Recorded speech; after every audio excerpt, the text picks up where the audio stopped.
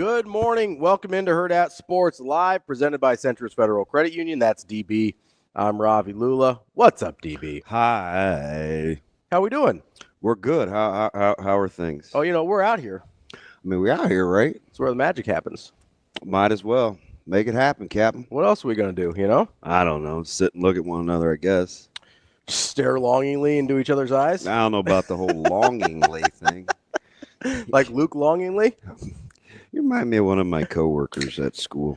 Which one? That's something he would say. Queen? Maloli. Okay. Maloli. It's very interesting. You said Queen's the one that's always so nice to you, so I figured that's the one you were talking The exact opposite. He is definitely the rattlesnake of the bunch. No. Oh. Seems like a puppy dog. My dude, he is a pit viper. What about Pit Bull? Mr. 305 to infinity? No, because the reason why Queen has the viper tendencies is because he'll strike suddenly. Yeah. Pit bulls, I mean, now they can turn, but you typically know it's coming. Yeah, typically. I mean, as the we have a nice array. We have a nice blend of personalities. Yeah, you do seem to have some different ones on there. Yeah. So we got the caregivers, and we got the unflappables, and you got the high strungs, and got the comedians. Where do our guys fall on Nebraska staff on the spectrum there? So Coach Butler and Coach Braden, I don't know yet, but they will be. So I would say it's early. This is only a year and some change, and I would say Coach Butler is very much a cerebral assassin. He gives me German Shepherd energy.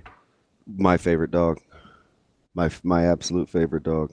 Like pretty matter of fact, pretty straight to the point. Yeah. Kind of know what you're getting. Although quietly, much like German Shepherds, extremely loyal. Yeah. And very good in the moment. Yeah, I could see that. I will give that to Coach. I'll give that to Coach Butler. I don't know about Coach Braden enough to. I don't know yet either. I just know characterize yet. I know he loves teaching. Yeah. Yeah. He's a teacher at heart. He might have should have could have been in education. Yeah. Well, it's the same thing. Yeah. Oh, it really is. I wish more people looked at it like that. Coaching and educating. I wish more people looked at it like that, but I 100% agree with you. Some coaches don't. I mean, I'll tell you they do until it comes down to it, and then it's like, yeah. There's part of the reason. I've read this student's case file. Give him to somebody else. I know you're serious. Yeah, I'm just serious.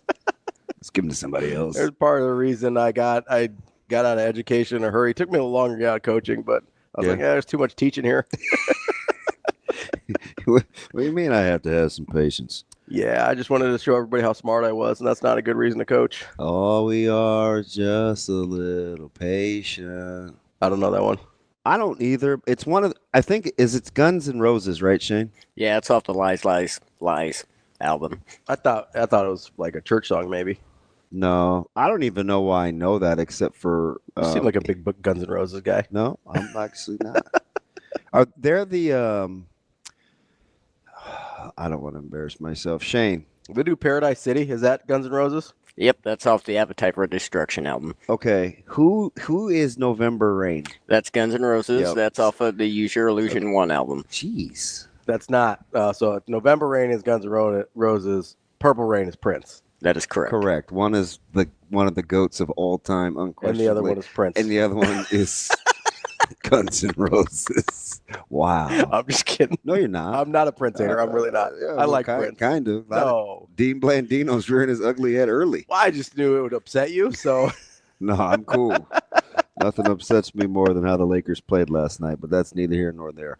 I mean, that's not the worst thing that happened to an LA basketball team last night. I do. Yeah, wow. I do like November Rain, though.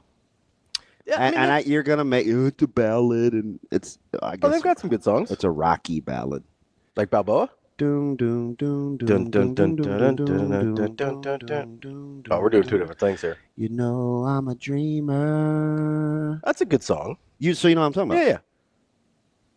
Okay. Yeah, that's good. But That's I'm all I not got. the only one. Yeah. That's all I got for that.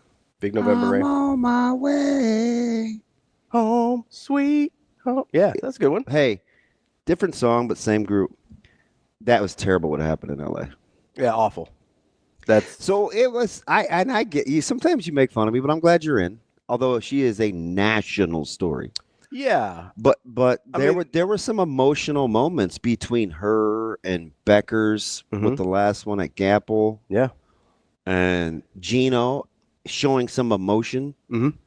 He's gotten a little more emotional as he's aged. I do have a question, and I should have fact found, but I'm going to take Gino at his word. It just doesn't sound.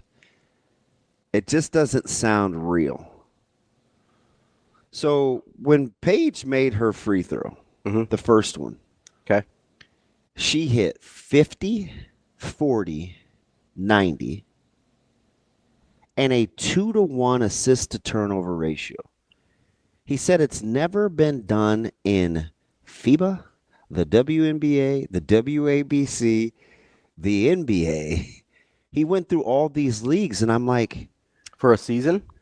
So do you know who immediately who I thought of was? You're going to be like, oh man, DB, you're a genius. Actually, you would never give me any credit, but I give you credit all the time. Who's the one person you thought that could pull that off? Well, so there's two names immediately that I know have done 50, 40, 90s that in the NBA. One of them was KD? No. So, because I thought you would think KD. So I was thinking more guys that passed better. So I went Curry or Bird. So I got one. What's that? Steve Nash. Ooh, Nash is a good one. It's a good pull by me, isn't it? I'll have to check it. I'm checking Curry's right now because, of course, that's the one I checked first. But you can just ask AI and then fact find. Yeah, but I don't like AI that much. No. Well, it's kind of it's not my preferred choice, but it's almost what Google gives me. So Curry in his second MVP season did it. He's right at 2-to-1 for turnover, assist turnover. He's 50, 40, 45 from three. Dear God. That is ridiculous. 90, and then he's 6.7 to 3.3. So he's right at the 2-to-1. Yeah. I'll check Nash here because that's a good pull. I sometimes forget that he did 50, 40, I'm like, 90. Are you sure? But he did say NBA. Yeah, I'm pretty sure. I think Bird has done it too because that dude was dishing out assists too. And it doesn't have to be in volume. I mean, you could be 4-2. Yeah, and Nash definitely did it. He's 10.5 to 3.5 in his 50, 40, 90 season. Let's go, DB. I didn't want to jump on Gino's. I don't want to pee on his parade, but and listen, that doesn't diminish what Paige has done, but it's just not accurate. It just caught I'm like, I think that's been done before. I mean, it definitely has. We've got at least two. We've got at least two for sure. Yeah. So do you know why? And my friend Coach Butler Bird also did it. My friend Coach Butler needs a little help. Wasn't even in one of his MVP seasons. And give it the mustard. Which is a travesty. Yeah, he went some travesty, like your thought process. 52, 40, 91, and then he went kind of thought process. 7.6 to 3.2. So yeah, it definitely happened in the NBA. I would believe it's never happened in men's college basketball. That's incredible, though. Yeah. No, it's unbelievable numbers. I mean, we're talking about. And here's the Steph Curry, Larry Bird, and like three of the greats. Here's the other thing about Paige. Yeah. Is anytime she's finished the season healthy, UConn has finished no less than getting to the Final Four. Yeah. Well, I heard so yesterday. Like yesterday? Yeah, like to this day? Well, you said it like. So they made it was fairly recent, but you acted like you're going to give me some recall. Yesterday, they made it to 31 straight Sweet 16s. Yeah, that is 1994. Well, that's a good year. Yeah, it's a very good year. You were in college. Back in the day. Yeah. You know what I did in 1994? Yeah, I watched Hoop Dreams. Okay, I remember Hoop Dreams. Yeah, I was talking about that with apostrophe. Alonzo Agee? Yeah. Yeah. Good. Nice. Yeah. I was trying to. You 12 in 94, weren't you? 7 or 7? Yeah. It's wild. Yeah. You know about Hoop Dreams. I went back and got it. I went back and watched it. It was on Netflix for a while. We were having the debate of the greatest sports documentary of all time. With apostrophe? Mm-hmm. Yeah. What'd you land on? Well, he was adamant because we were talking about shrimp and we were texting. And then we got into this sports documentary thing because he had just done a radio hit. And I said, the only thing that I can think of that belongs in the same discussion of when we were kings with Muhammad Ali and Foreman, because that was real time, was Hoop Dreams. Well, that was, I mean, so that, what is that, 77? 6, I believe. For when we were kings? And which forced me yesterday to go back and watch Foreman and Frazier for whatever the reason. Which, you know what's weird? I was watching Foreman and Moore yesterday. Michael Moore? Yeah. Yeah. So quietly, I liked Michael Moore, which is weird. Yeah. It goes against everything I believe in. He doesn't seem like he'd be your type.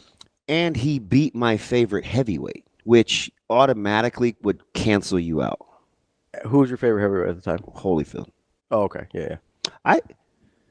That's right, because it was going to be Foreman Holyfield. Moore beat him. I didn't like Ali until he retired. Okay. I never liked Foreman. I never, ever liked Frazier. I didn't like Larry Holmes.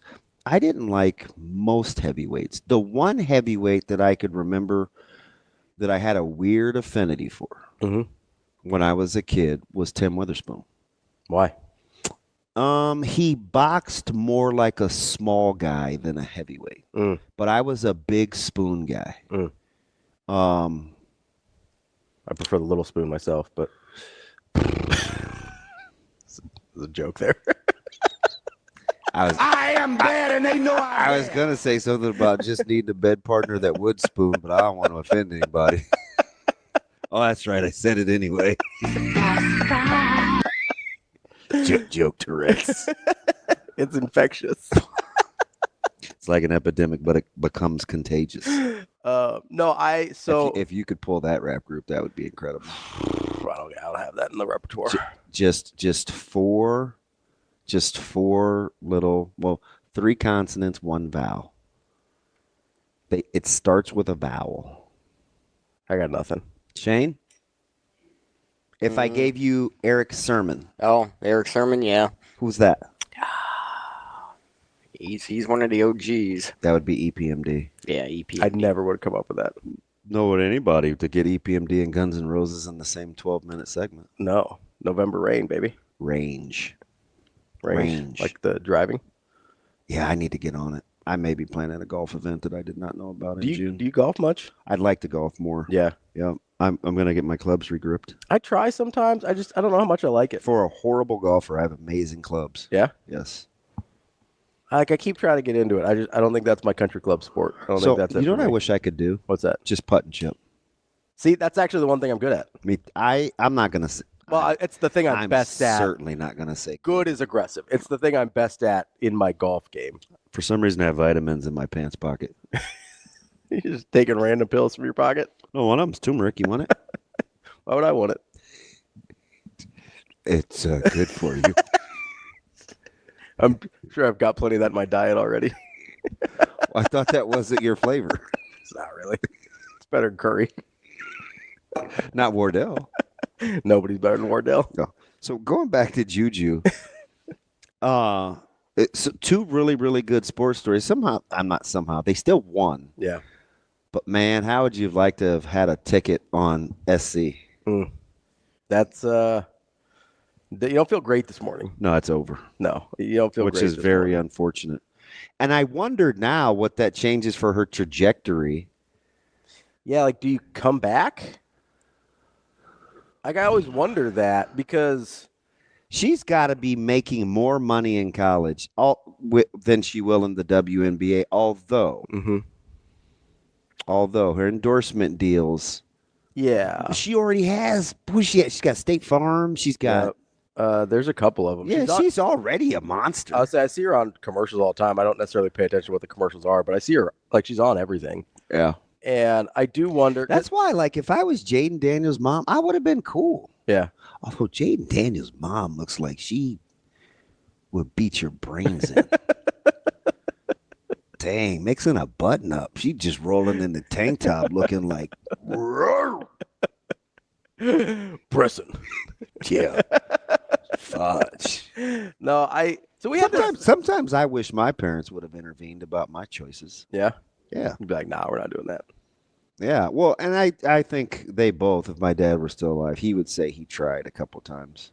Yeah. My mom is too kind. Yeah. Although after one, she did hit me with the "I told you so," and I was like, "Wow, sensitive much these days? Guess not." Just gonna go ahead and put that out there. So you want to know kind of a funny story about my mom? So she is a gentle spirit. Yeah, 100%. But she has great discernment. You told me. Yeah, and like I run females by your mom. Now I do. Yeah. Well, now you shouldn't. Well, in between. So she shout out moms adamantly like sat me down before the first marriage and was like, "This is a bad idea. Don't do this." Like, was adamant. Now she was kind and sweet the whole time. Like she didn't treat anybody any different, but she's like, "This is a bad idea." Just faking. And I was like, "Mom, like it's fine. I got this. Don't worry about it. You don't understand." You know what dads wouldn't do? What's that? Fake. Yeah.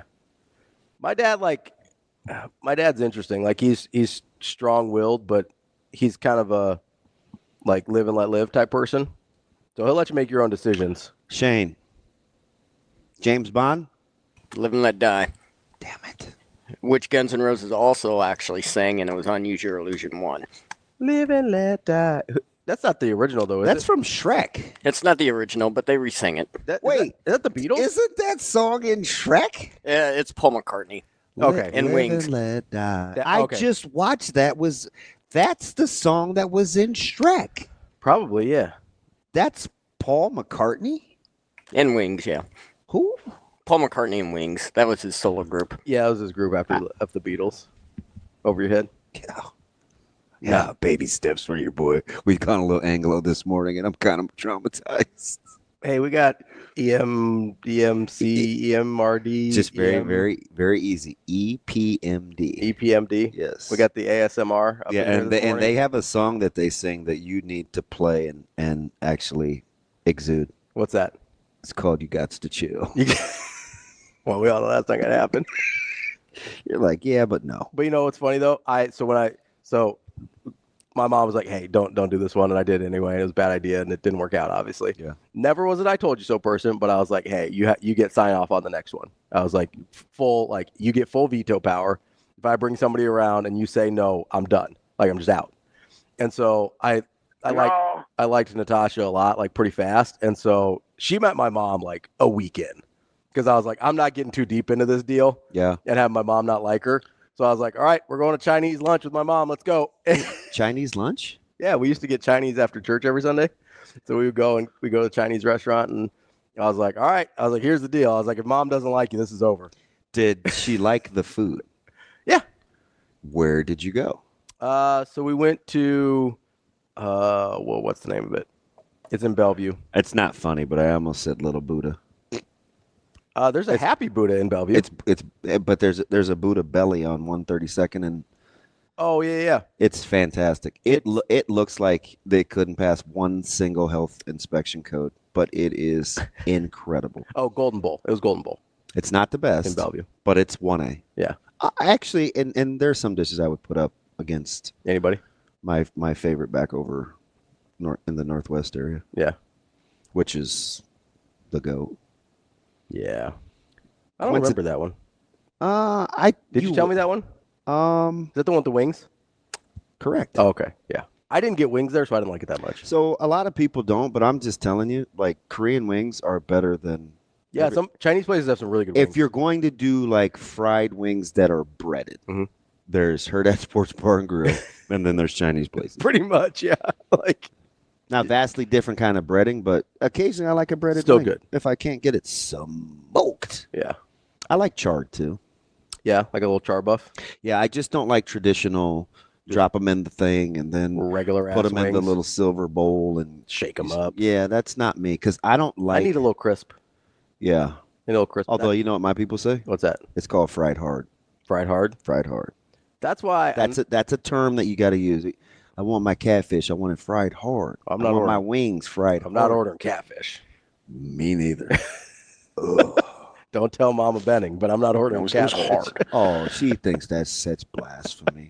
I know you told me she rides for the catfish. Man, But she's from the South. Like, this that's a lady different could deal. eat fish every day, all day. I like fish. I don't like catfish. She can eat fish for breakfast. Ooh, Oh, my goodness. You got to miss me on the fish for breakfast. Dude, put it in foil and eat it the next day. I'm like, "Bleh." Yeah, I'm not eating. Not that my leftover habits are sensational. But you're not doing fish? No. No. I ate some 2-day-old gizzards last week. Yeah. Mhm. My mom used to love gizzards. I made too many. Yeah. I I don't- probably haven't had gizzards since I was a kid. Man, I made a whole pack by myself. Yeah. Mm-hmm. You fry them? Yeah. Like air fry 'em? Yeah, and little you just spray them down. And I have this, it's an equivalent to almond flour. Mm-hmm. It's not as good. Yeah. But you got to season the heck out of that thing. And you get your boil game right. Mhm. Get them soft. Oh, yeah. Oh, yeah. I'm telling you. Just quick. Quick. Shake them up. You just put them in there 6-7 minutes. Why is that funny? I don't know. So I wash my face in the morning. I know. Didn't you like hurt your neck one morning? Or what'd you do? Gave myself a nosebleed. Oh, yeah. And I got lightheaded.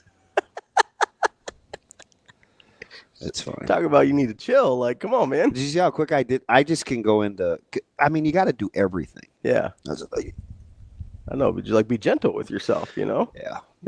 Accident. Just, you don't gotta hurt yourself. I know it. Did we get the press? Did we get the schedule for talking to the media during spring ball? Yeah, so today's the first day. We'll get Rhule and a couple players. Keith sent it out late last week. I should probably read better. So that's all right, It'll today's the first day. They're kind of doing like an every other situation. Yeah. So some days no media availability. I think pro days today, right? Working. Yeah, he had a lot of scouts in yesterday. So I wish lot of scouts in. I wish it was a little later in the afternoon. I'd go down there. Yeah. I got to run this by Sasha, Chris, and do we still have to ask Bill, or does Bill just tell you when he's mad? For what? Well, I may miss a couple for practice. Oh, one or two for the show. Yeah. Oh, I think that she's figured out amongst ourselves. Yeah. Yeah. All right. As long as I know, so I gotta find a fill-in or whatever. I think we're cool. Well, I'm only gonna let you have a couple fill-ins. Who? You can use Anna. Okay. You could use Avery. Okay. You can use Austin. Yep.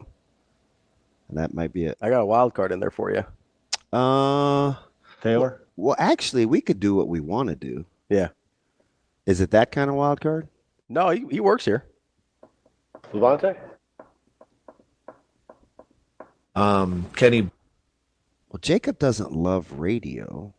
You don't like Sauter. That's not true. Well, I don't like Sauter. My bad. The whole pronoun. You're projecting. Since 2022, man, I can't get pronouns right. I screw that goddamn thing up. That's a he, him. Yeah. That's Jerome. Yeah. Like, speaking of Prince earlier, Morris Day and the Time. Nah, Jerome. Oh, we got a couple new options. Jason brings one up, too. We got a couple new options. Who we got? We got to bring Kenny on. Oh, yeah, KBZ. KB. Or my guy. KBZ off the heezy. My guy Rico does a little radio. Oh, that's right. Yeah. I liked Rico. Rico's my guy. You know my favorite thing about Rico? What's that? The afro. Yeah. Oh, yeah. Why? Jealous. You never rocked the fro? Not since I was 9. It is incredible. I always wanted one when I was a kid. It is, and it was perfect. Yeah. I'm like, I think did they use a protractor? They measured it out, have the perfect. Of course, off the chain. I was mesmerized. That's why I talked to him for so long. I mean, he's obviously a nice You're person. just like staring at the fro. You're like, like- how'd you do that? I'm like, and he's just good natured. He is a good dude. He's just like I might get a couple of them up in here. Do a couple of. You trying to Wally Pip me? No, do like a 3-man show though. That'd be fun. That's fine. No, I'm not trying to Wally Pip you. That's fine. I would never. Wally Pip was a good player, Yeah, not as good as Luke Gehrig. Okay. Have you ever Wally Pipped anybody?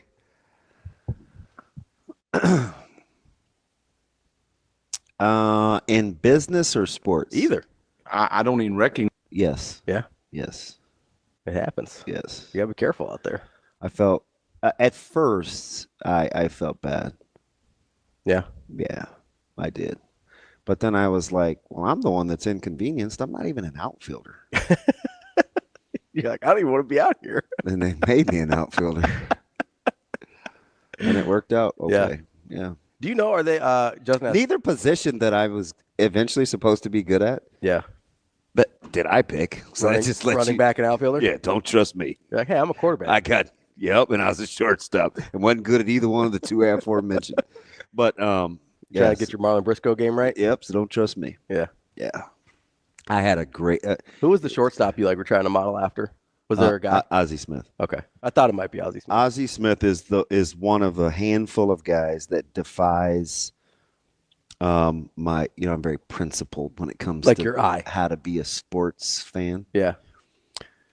Ozzie Smith is one of the few people that plays for a team that I hate. Cardinals. Mm-hmm. That was the bane of my existence as a child that I still loved. Yeah. Yeah. I remember when he got traded for a guy by the name of Gary Templeton. Mm-hmm. From the Padres. Correct. Mm-hmm. I was weirdly a big Ozzie Smith guy. I loved Ozzie. Yeah. And he couldn't hit for poop. That's why it's weird that I like him. Until later in his career, and I was like, oh shoot, 280 Ozzie? All right, go get him. He still had like a 400 OPS, but that's okay. Yeah, it's total trash. It's a completely different game. I know. Completely different game. No, Ozzie was mesmerizing. Yeah, so that doesn't happen a ton. Yeah. Guys that So I read this book about Ozzie Smith, and we can get to a break and start up the show. But I read this book about Ozzie Smith growing up and how he used to throw a ball over his house and like run and chase it. Mm. So I used to try and do that at our house. Like I would throw a tennis ball because if I threw a baseball, my mom would kill me. So I'd throw a tennis ball on top of the house, but I'd try and bounce it on the roof so it gave me more time to get around the house and go around and catch it. Maybe he lived in one of those little. I would throw balls on our roof. Yeah. All the time, tennis balls, and I would throw them in between where the stairs get to 90 and our front yard. Mm-hmm. They'd come back to me, and I would. Until my dad lost his mind, I would throw them against the garage. Yeah. I got in trouble throwing against the garage one time. I watched a show. I binged it. There's only 6 episodes, 8 maybe. It's called Presumed Innocent with Jake Gyllenhaal.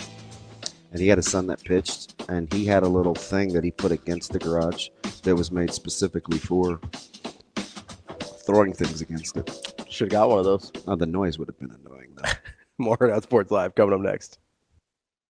Welcome back, Hurrdat Sports Live. That's DB. I'm Ravi. Lulla. It's an interesting clip there, DB.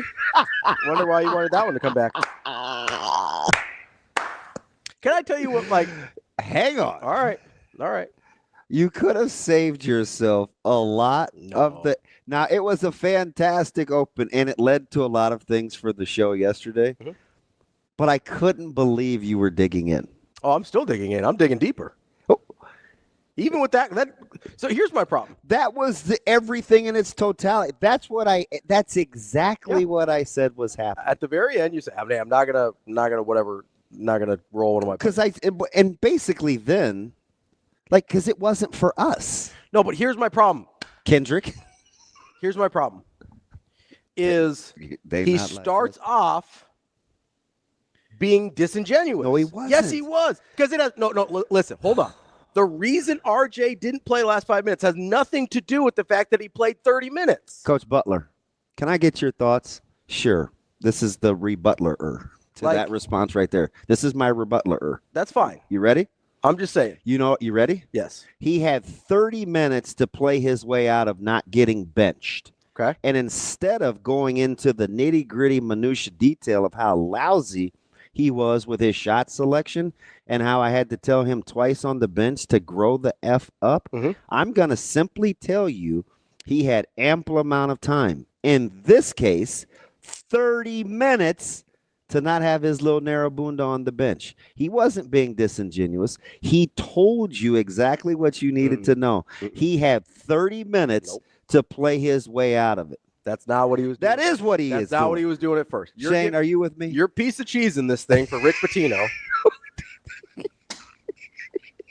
because he finally came around. Can you imagine if people just like dropped in? I'd be like, what is he talking about? But the piece of cheese thing is gonna play for the rest of my life. You have no idea how many people that I run into that reference the show talk about a piece of cheese. It's because you're not wrong.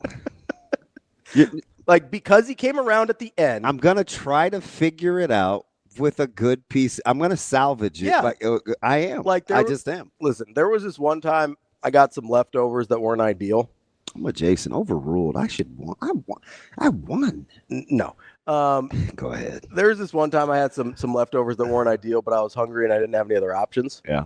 And so I was like, you know what? I'm going to throw some ranch at this situation, see if I can figure it out and make it edible, right? Yeah. Like, that's your piece of cheese. Like, so because it ended up being edible doesn't mean it was good to start. Do you want me to admit something? Because it's kind of who I am. Go ahead. I had to throw out some breakfast sausage. Uh-oh, what happened? Just let it sit too long? Yeah. Yeah, that's rough. I forget about stuff in the fridge sometimes. So, Like, sometimes get buried back there, you know? what I should have done was taken it out of its original package and just sealed it the way I wanted to. Yeah. But in a pinch, I kind of like being uncircumcised. I just tied up the end and I put it back in the Ziploc bag. No, I'm circumcised. I'm saying, like, if you're not, it's different. Well, Selfish. I don't even recognize what we're doing. I just didn't know we were going to be talking about that this morning. And that's totally on me. part of the analogy. Okay. Need to clean under there too. I just put it in the Ziploc bag, and then when I knock it off, I want to That's finish fine. the story. Go ahead. I'll be over here. We will embrace it. So I'm in a pinch. Wrapping it up. Yeah. Yep. Right? Just roll that thing up. Okay, now I lost my focus. Some people don't like it. So anyway, You were talking about sausages. and I love breakfast sausage. I like patties. I'm patties over links, but I'll eat them all, right? Yep. And I crumbled it up because I wanted to make Caleb wanted some burritos. So I'm multitasking because I'm cooking like 3 or 4 different things. And I'm repurposing taco meat because Zoe wants a walking taco. So I'm losing my mind. Yep. Right? I feel like I'm spinning and twirling and keeping things warm in the oven, and on a humbug, I just was like, oh man, this sausage looks fire. Let me just taste the crumble. Not good. I didn't really have anybody to talk to because nobody was in there, but I took a bite and I chewed it and I put just a little spritz of water on it to make sure it was cold, walked over to the trash bin, put my foot on the thing, the lid flipped up, and I went, this hurts. That was it. That was Sunday, fresh off the press. So you know why you're wrong about Rick Pitino? I did not want botulism. Hey, good call. That's good. Or whatever you call it. That's growing. I appreciate that. So you know why you're wrong about Rick Pitino? No, I'm not. Because he came around at the end, which he did, he doesn't mean he was being genuine the whole time. That's my issue here. No, it was about salvaging his player. Play on, player. No. It was about he didn't want to answer the question. It's not true. And also, let's go. That's not true. How do you arrive at that, He didn't want to Ravi? answer. Because he attacks the question after he gives the disingenuous answer. He goes, hey, you're answering. No, he wasn't asking leading question. He goes, why wasn't your best player playing the last 5 minutes? Timeout. Clear the mechanism. That's a fair question. Clear the mechanism. I want you to go Ravi, Kevin, Costner. Billy Chappell? Yes. Okay. Clear the mechanism. Clear the Shane, play it again. Clear the your mind. Clear your mind. I'm ready to throw a perfect game. Here we go. Yeah, with your noodle arm. It's breaking me off 12-6 curveballs. I said noodle. Shane. You gonna play it again, Shane? Play the goddamn You had clip. RJ on the bench, for a pretty long stretch at the end. Was that just because he just wasn't making them, or was there something more to it? Played 30 minutes. It's a long time. So he was tired. No, played 30 minutes, and I went with other people. Stop. You already know the answers, Rod. Stop. How do you arrive at what you just said? Because he doesn't want to answer the question. He gets there sort of eventually, but then he attacks the guy for asking leading questions. No, that's a real question. The Big East Player of the Year did not play the last 5 minutes of the game. It is a fair, and frankly, if nobody asks that question, the media gets killed for not asking real questions. Who the frick am I, Scarlett? What is with frankly? What we doing? Frankly? Frankly? Like, if You're serious with that? Yes. Frankly? Candidly. Who are you talking to? ODB. Like you had a revelation to yourself as you bristle up in the chair to say some more foolishness. No, see, it's not really a revelation. It's sometimes I just get worked up. Well, frankly. And I just thought of something else good I want to say to exactly. I don't plan this stuff out. Sometimes it comes to me in the moment. He answered the question. No, he didn't. He answered what he wanted to say, which is fine. That's his prerogative. But then don't get mad that he wasn't asking a leading question. He has to ask that question. He knew why he didn't play. He wanted Pitino to say it. Okay. Maybe he knew, but does everybody else know? Yes. You asked me that yesterday. No. Yes. The general public does not necessarily know why RJ Lewis didn't play. Robbie, are you our listeners, our fans, Nebraska fans, I don't mean ours isn't like the show, but sometimes it's applicable. So when Rhule takes the podium today, okay, somebody inevitably is going to ask him specifically about a player. Yeah, which he's not going to answer. He may round about it. He may say, I'm not going to get into that. Or he'll talk about a dozen players after he's asked about one specific player. You mad at him for that? No. Should he answer the question? Yes.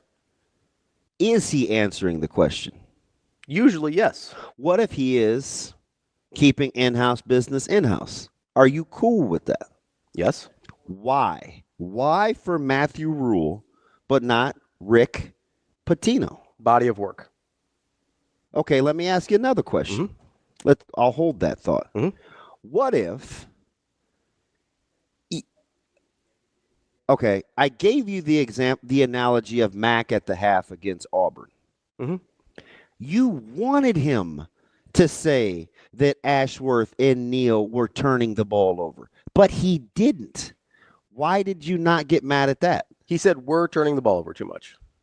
Or we need to take care of the ball, whatever. Yeah, but you went into character. You weren't happy. You're like, no, what he should have said was... I mean, listen, if he wants to be 100% honest, but again, it's a body of work thing. Okay, let me time out. No, hold on. Let me stay on Mack for a second, because if we're being genuine here, this would not be the first time I haven't been thrilled with the way Mack answers things. All right, but listen. Okay, hold that thought. All right, you like Mack. Yeah, I do like Mack. You make fun of me for loving Mack. People think I don't like Mack because I am sometimes critical. That's not true, though. I know how you feel. Know how I feel about Mack and the program. 100%. Yeah. Anyway, so what if Coach Rhule says, hey, man, hey, Coach, what's Dylan Raiola got to do to get to the next level to make this offense his? That was roughly the question, right? Sure.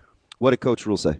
Said need to get in elite playing shape, needs to make sure that these might be from different press conferences, but if he's out there being at Supernova's games, he needs to be in the building at 8 a.m. the next morning. Was very specific.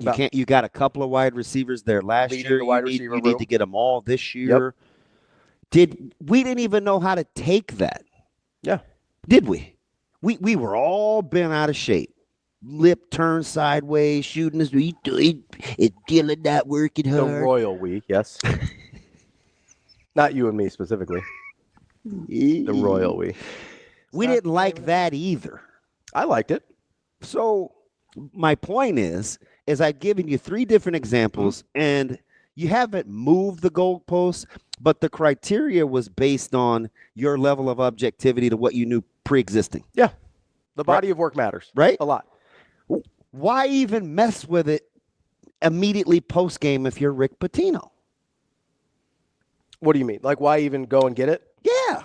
Well, how is that any different? Because he didn't have to, though, and he answered the question. He didn't really, though. Eventually, he got to, hey, I'm not going to roll my player, which is him saying, I'm not going to answer the question. Why do you always need your pound? Because it's in that situation, It's one thing if he just starts off with. He's protecting his player. Okay, but he's not really. Yes, he is. Here's the thing. He gave you 30 minutes. He played 30 minutes. That's a long time. So do you know what he's saying in his head as a coach? I'm telling you. What? I guarantee you, Rick Pitino is saying, when I tell you 30 minutes, he's saying, without saying, did you see how long he played piss poor? Okay. That's what he's saying. Hold that thought, though. Hold that thought. Oh, I'm holding. Let's hold on to it. Royal we here. Hold that thought.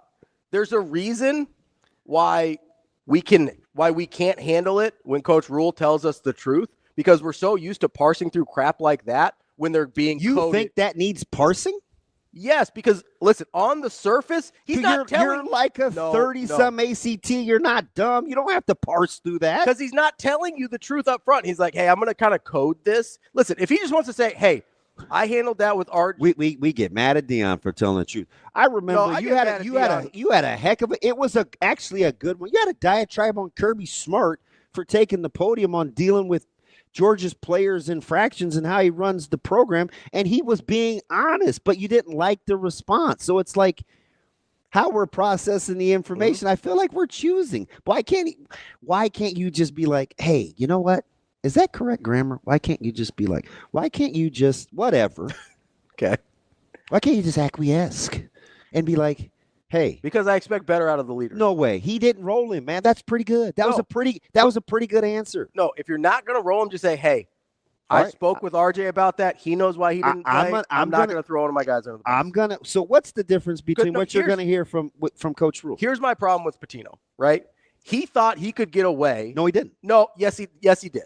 He thought he could get away with just Shane, put that back up in bold, please, because I can't read it without it. Without doing with just doing a little misdirection. T-Mac. And then blaming it on the media for asking a leading question. He's not blaming the media, really. He did. He goes, hey, you're asking leading questions. Because he was. No, he was asking the question that had to be asked. No. That question has to be asked. Okay. I'm okay with that part. That question has to be asked. I'm okay. But that's not. So don't slap the guy's hand for asking the question that has to be asked. Here's where he got in trouble. Where? The whole tired thing. It was fine. It was fine. He took it the same way I took it. No, honestly, my initial. This is a church chat moment, and I don't want to say, "Isn't that special?" Aren't you special? Isn't that special? Why are you acting like you don't understand? Because in the moment when I hear that real time, I don't think, "Oh, he had 30 minutes to stop playing like crap." What I heard when he says that real time, this is my honest reaction, real time, is he's trying to tell me, "Oh, he played enough." He did. He is telling you that, but not because. Does it matter? The tired question? It doesn't matter. No, it matters with the follow-up. If you take it a certain way, the tired question is a logical follow-up. Do you think? No, he didn't insinuate that he was tired. He said that's a lot of time. If we absorb that as he was tired, that's not Rick's fault. No, but it's also not the reporter's fault because that's a valid interpretation of what Rick said. So he was tired. Reporter guy, did he look tired to you? I mean, he looked something to me. I don't know what. Pissed. He wasn't tired. He was tired of getting told to grow up. Well, that's a version of tired. That's a valid interpretation of what Rick said. He followed up. I know one thing. What's that? These guys are going. Some of these guys are going to take the podium here coming up. You better keep that same energy because you have yet to tell me what the difference is between the discernment of body of work. That's code for whether you like the guy or not. No, it's whether I trust the guy or not. How do you not trust the guy that's taken 6 teams to the NCAA tournament? Didn't say he's not a good coach. I'm saying he's not honest very often. Well, was he the Denny's guy? He was an Italian restaurant guy. I meant with the whatever. His personal life is his personal life. But yeah. Why don't you trust him? Because he doesn't tell the truth very often. He's not very honest with the media. Man, he's not. And listen, I think those are such lazy takes, though. Listen, that's his prerogative. Be better, media. What the? Be better, listener. Be better, fan. He's the one slapping the media's hand because in this particular instance, the young man that asked the question knew exactly what was going on. That's a valid follow up to the way he answered the question. So he was tired. No, you never seen him play 30 minutes before. Well, that's why it was a valid question because it was a weird thing to not see RJ Lewis in the last 5 minutes of the game. Didn't he look down in the video like he didn't want to answer it? I mean, we're not looking at the video, obviously, but in the video, he looked down like at a moment, it was like. So a guy can say, you're not good enough. I'm bringing my own luggage, and you're bent out of shape. But another dude. I'm not bent out of shape that he said it. I'm bent out of shape that he does it on camera. Oh. No, I've said this the entire time with Deion, and you know it. My issue isn't that he's like, hey, I need you guys to be better. It's that he's doing this to kids' lives on TV. That's always been my issue with Deion, and you know it. That's the truth. Right. I feel like I'm being chastised. Well, because you're trying to bring something up that is not the same thing. It is. No, it's not. It is. My issue with Deion and the I'm bringing my own Louis. You're talking about transparency in terms of when you. I'm talking about about transparency and how you answer a question. Talking about don't cut a kid on Amazon Prime. That's what I'm talking about. I've been in those rooms before. That sucks. That's a crappy thing to do. Do you need a good piece of cheese? That's why part of the reason I don't mess with Deion. I also feel like he is overwhelmingly full of crap. Doesn't mean he's not a good football coach. He did a great job this year. Made really good hires this year. Did a really good job. Doesn't mean he's not full of crap. That's part of my issue. The other part of my issue is don't end kids' dreams on TV. How about that's messed up? Okay. Let's just assume I'm going to give you some grace, and I say, okay, Ravi, you're right. Which happens all the time. Not a snowball's chance in this particular case. What if what's my go-to about what a coach is able to say on camera? As he said it before. As long as he said it to those players before that. It's not the first time they heard it. Do you think that was the first time those players at Colorado had heard that? Yes, I do. It was not. I mean, maybe. Maybe you're right. Do you think that was the first time that R.J. Lewis knew that he wasn't playing worth a damn? No, but that would give Rick Pitino then, by this logic, it would give him permission to say it up publicly. But Rick Pitino thought better of it. Okay, so then just say, hey, I dealt with that with RJ. He knows why he didn't play. We're going to move on. So if a quarterback holds the ball and he's taken too many sacks, right? Or he misses a couple guys on third down. Got to let go of the ball. And Coach Rhule will inevitably say something about it being a team sport on offense and guys got to get open. Does he get the same grace? I would like him to tell the truth there as well. What about when a position group gets hammered for 7 straight weeks about not doing their job? We cool with that? I would like him to tell the truth there as well. Okay. I'd like him, like, if I feel like when you were, did you ever practice field goal kicking when you were a kid? Yeah. And you never had like good sturdy goalposts, those things move. There's like waving. That's what I feel like is going on. No, listen, I was very clear that body of work matters in how I take the information. Because Coach Rhule is honest with us most of the time, then when he says some things that are a little bit more ambiguous, I will give him benefit of the doubt. Is there anybody in the continental U.S. that would sit on that in that presser and think that the follow-up question of was he tired wasn't condescending? I think it was a valid follow-up question. I do. I think that's a valid interpretation with what Rick Pitino said. Do you have my headsets on? Are those too tight? They're squeezing. I feel it's the brain. I feel like you're losing oxygen. No, I'm doing just fine. I think it's a valid follow-up question to what he said. I think it was pretty condescending. Maybe, but the tone doesn't change the validity of the question.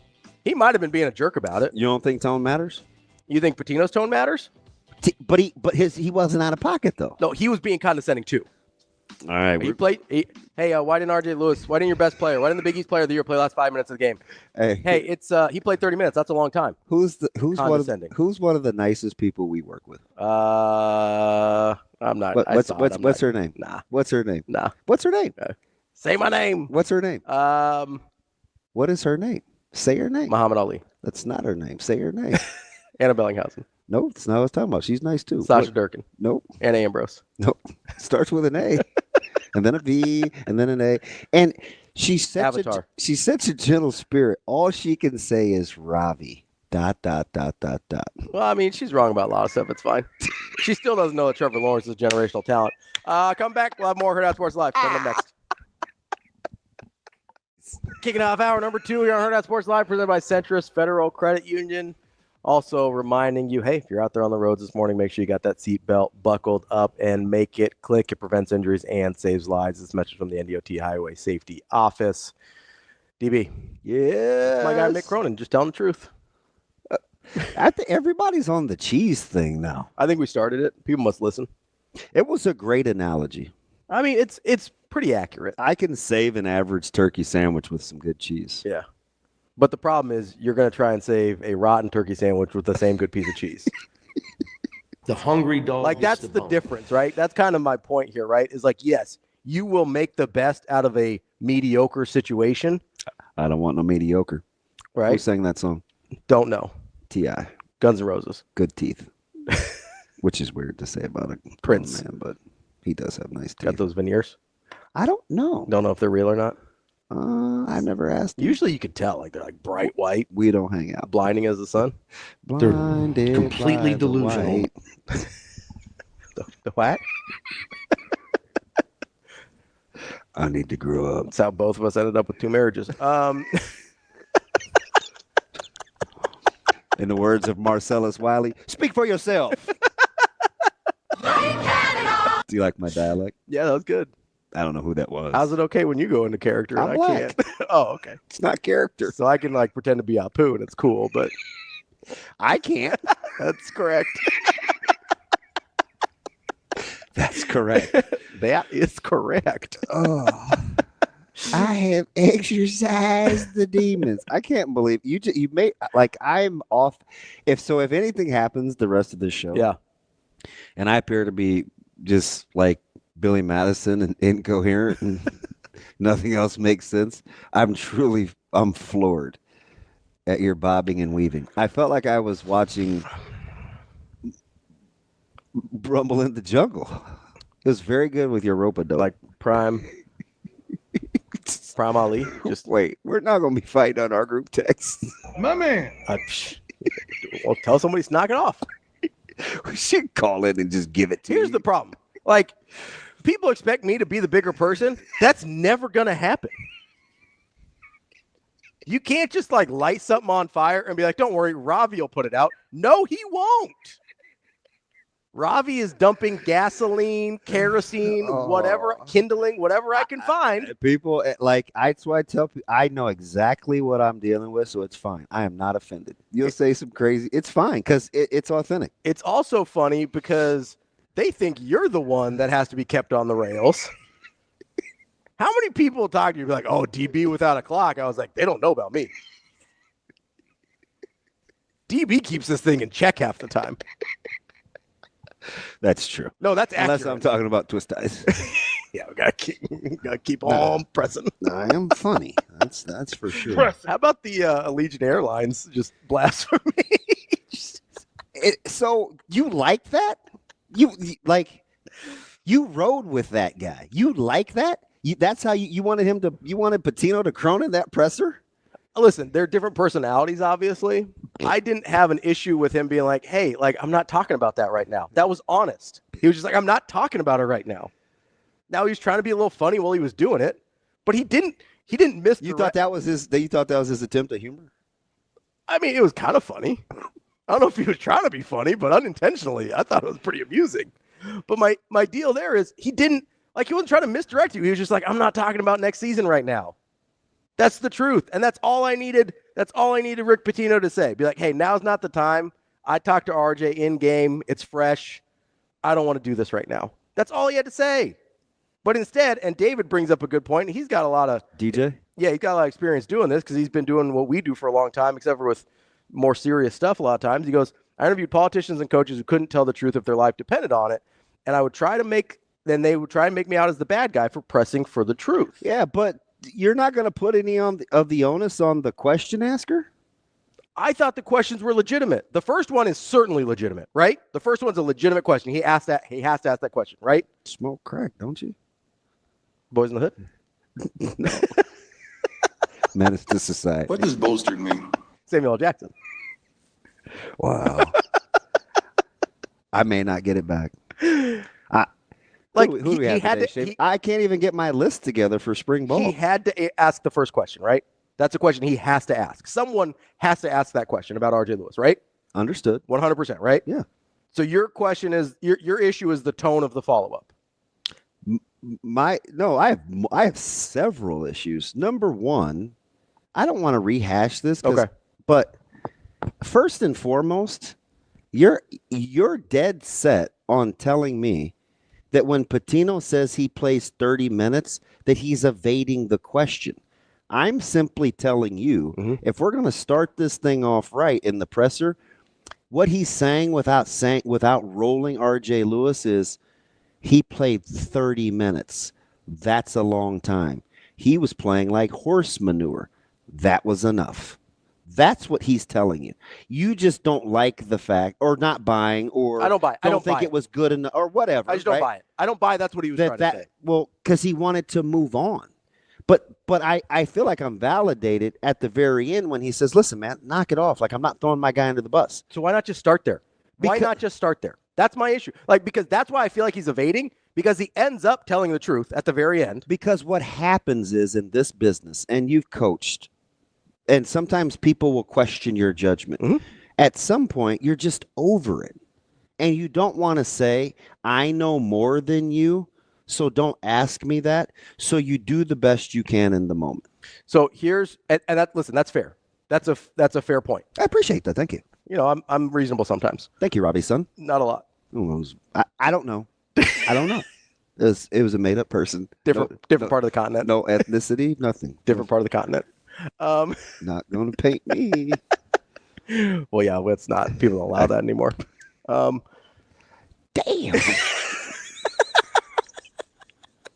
What does bolstered mean? My bad. You ain't make me. I forgot what I was going to say. Let's move on. What does bolstered mean? I mean, it's a joke. Also, I think people get confused here, and by people I mean Kobe, that when people use the same tone, that doesn't mean they're saying the same thing. Just because Mick Cronin and Rick Pitino sort of sound the same in the sense that they're sort of not wanting to really be there, they're not saying the same thing. Mick Cronin just came out and told you he wasn't going to answer the question. Dang, KP is with you. You got dang right. Which is fine. He used to be mad at me all the time. I don't believe that. What? I think there's no way he did answer the question. No, he didn't. He really didn't. Oh my gosh, you guys. Very end where he just says, "Hey, I'm not gonna roll my guy," which is fine at the end. But you know why he got there? You know why I think he was fed up? Because they wouldn't buy his BS. That's what I took it as. Is he was trying to be evasive, thought he was smarter than the reporters, and be like, "Oh, he played 30 minutes. That's a long time. That's fine. Yeah, he doesn't need to play anymore. That's a long time for anybody. If you just look at the box score, he says 30 minutes. You're going to be good, right?" And then they pressed him on it, and he got frustrated, and he's like, "I'm not going to roll one of my guys." Just start there. Just be like, hey, I talked to RJ. He knows why he didn't play. We're not going to do this right now. But this is why coaches don't like talking. That's not that hard. Well, it's not that hard either to understand that he's saying he had plenty of time to not play like. But that's not what he said. It is what he said. He just said he played 30 minutes. He could have saved the whole thing with one line. Be like, hey, he played 30 minutes. It wasn't his best day. We went with somebody else. Okay. Pressing. That's telling the truth. Okay. Rick's being evasive. It's the difference. It's a difference. You got to be continually. You're talking about Nebraska football? I don't know if I'm going to talk to you right now. I feel like I need to recover. You need a minute? I need to loosen my head. It's just a little tight. So, I don't know if you know this. Nebraska spring football started yesterday. Yes, they did. It's exciting. We're going to hear. It's a long day, man. We're going to hear from Coach Rhule today. It's pro day today. It is. We'll probably hear from a couple players, and we'll probably hear from some of the guys in their pro day. He's got several scouts in. Yeah, that's good. You want to have a lot of scouts at your pro day. Yes, you do. It should basically be like a little mini combine. You hope. You know, you want people to go see your guys. The thing that we wanted to talk about that we kind of brought up yesterday was kind of wanted to set the table with spring ball with some categories. And I imagine we'll do this a few times and revisit these a few times over the course of the spring and then summer into fall camp. But there's a handful of things that I think we can sort of break down to set the table for Nebraska football. And Sam brought up a really good one. Sam McElquewan? I believe it was pronounced McEwen. Yes. From the Omaha World Herald. O-line, D-line? Oh, no. Guaranteed starters. The unquestioned starters versus the unknowns. Because are you guys going? I don't know, Sam. I do think there's a handful of – I think there's way more unknown starters than maybe we realize. So real quick, we'll go through the guaranteed starts guy. Obviously, Raiola at quarterback, no brainer. Spindler's going to start at left guard probably. Can I read this real quick? Yeah, go ahead. Steven's usually a voice of reason. Let me see what he said because he called me by name, so it got my attention. Damon. Something my mom would say. Those of us not in the thick of it don't know where that tipping point is. He is your best player. If you don't tell me that through letting him, you're not letting him play out of a slump, I don't know that. But okay, this is kind of your defense yesterday. Mm-hmm. You said it's one of them. Yeah. You said, do people know this in real time? The part with RJ on the bench and everything there. Steven, all I'm gonna say is the asker of the question and the guy that's doing the talking are well aware of the information, as was everybody that's in that room. He's not speaking to you and he's not speaking to me. So he doesn't owe us that context in terms of giving the answer. Not in that moment. We just have to be operating not in the know. So it happens all the time. So let me ask you something then. Okay. So I think, for one, that the media members have an obligation to ask questions on behalf of the general public because they have access that the general public does not. Is that fair? One more time, because I got to prepare myself for the wiggle. Okay. I think that it's part of the media's obligation to ask questions on behalf of the general public. Correct. Because the general public doesn't have the same access, right? Correct. I felt like, that's what he was doing. So even if that reporter had context, I think he's assuming not everyone necessarily does. I think that's a fair assumption. So that's part of the reason he asked that question. Okay, sure. What I think happened and what I think Coach Pitino happens, because they clearly have a pre-existing relationship, he wanted Coach Pitino to say out loud what he already knew. Maybe. So I'm going to start with that supposition. That's fine. But here's the other part. Here's the other thing. Yeah. You're skipping over the point. Okay. Or not acknowledging or whatever that his first answer, given the fact that Coach Pitino has the most information, that it didn't suffice. And you're also overlooking the fact that so he was tired, the way that he said it could be perceived by the guy that has to answer the question as condescending. You just said 15 minutes ago, why do you have to be the bigger person? I'll say the same thing to you now. Why did Rick Pitino in that moment have to go back and get that and not napalm that thing like what young Ravi Lulla would do and clean it up? Why is he responsible for that when the most important thing going on in that room at that time, given that question, is the relationship between the coach and the player? Sometimes we have to take a back seat to getting the information we want real time. I said it yesterday. It will play out. It will come out. It's hard to do those things in the moment. A Big East Player of the Year had just played his last game of the season. It is emotional. He needs to protect that emotion. I'm just simply telling you, you didn't love the answer. Some other people apparently didn't either. But you don't need your pound of flesh in the moment between a coach and a player relationship. And given the fact that Pitino has the most information and he is being asked the question, I feel it's a little disingenuous to say that when he first said he played 30 minutes, that's a long time, that you perceive it as something other than he had plenty of time to play. It could have simply just been that. Even if you don't get into the style of play, Playing 3/4 of a game is a long time. But we're reading into what we want it to mean to validate how we feel. We're doing too much. I'm reading into the context of the 30 minutes. If he plays 30 minutes and that includes 4 of the last 5, we're having a different conversation here, right? Like if he plays 30 minutes, but he plays the last 5 as part of those 30, this is a different conversation. I'm trying to be mature, but I'll simply just say duh, because if he's playing the last handful of minutes, you don't get the question. Right, but that's what I mean. That's why saying, hey, he played 30 minutes, that's a long time, is disingenuous, because it's ignoring the context of which 30 minutes he played. You're ignoring the context in which he answered the question, though. He had plenty of time to play his way out of it. So you're reading into I'm not reading into it. I'm telling you why he answered it the way he did. You're reading into the answer the same way I am. We're just getting 2 different results. You're reading into more than what he said.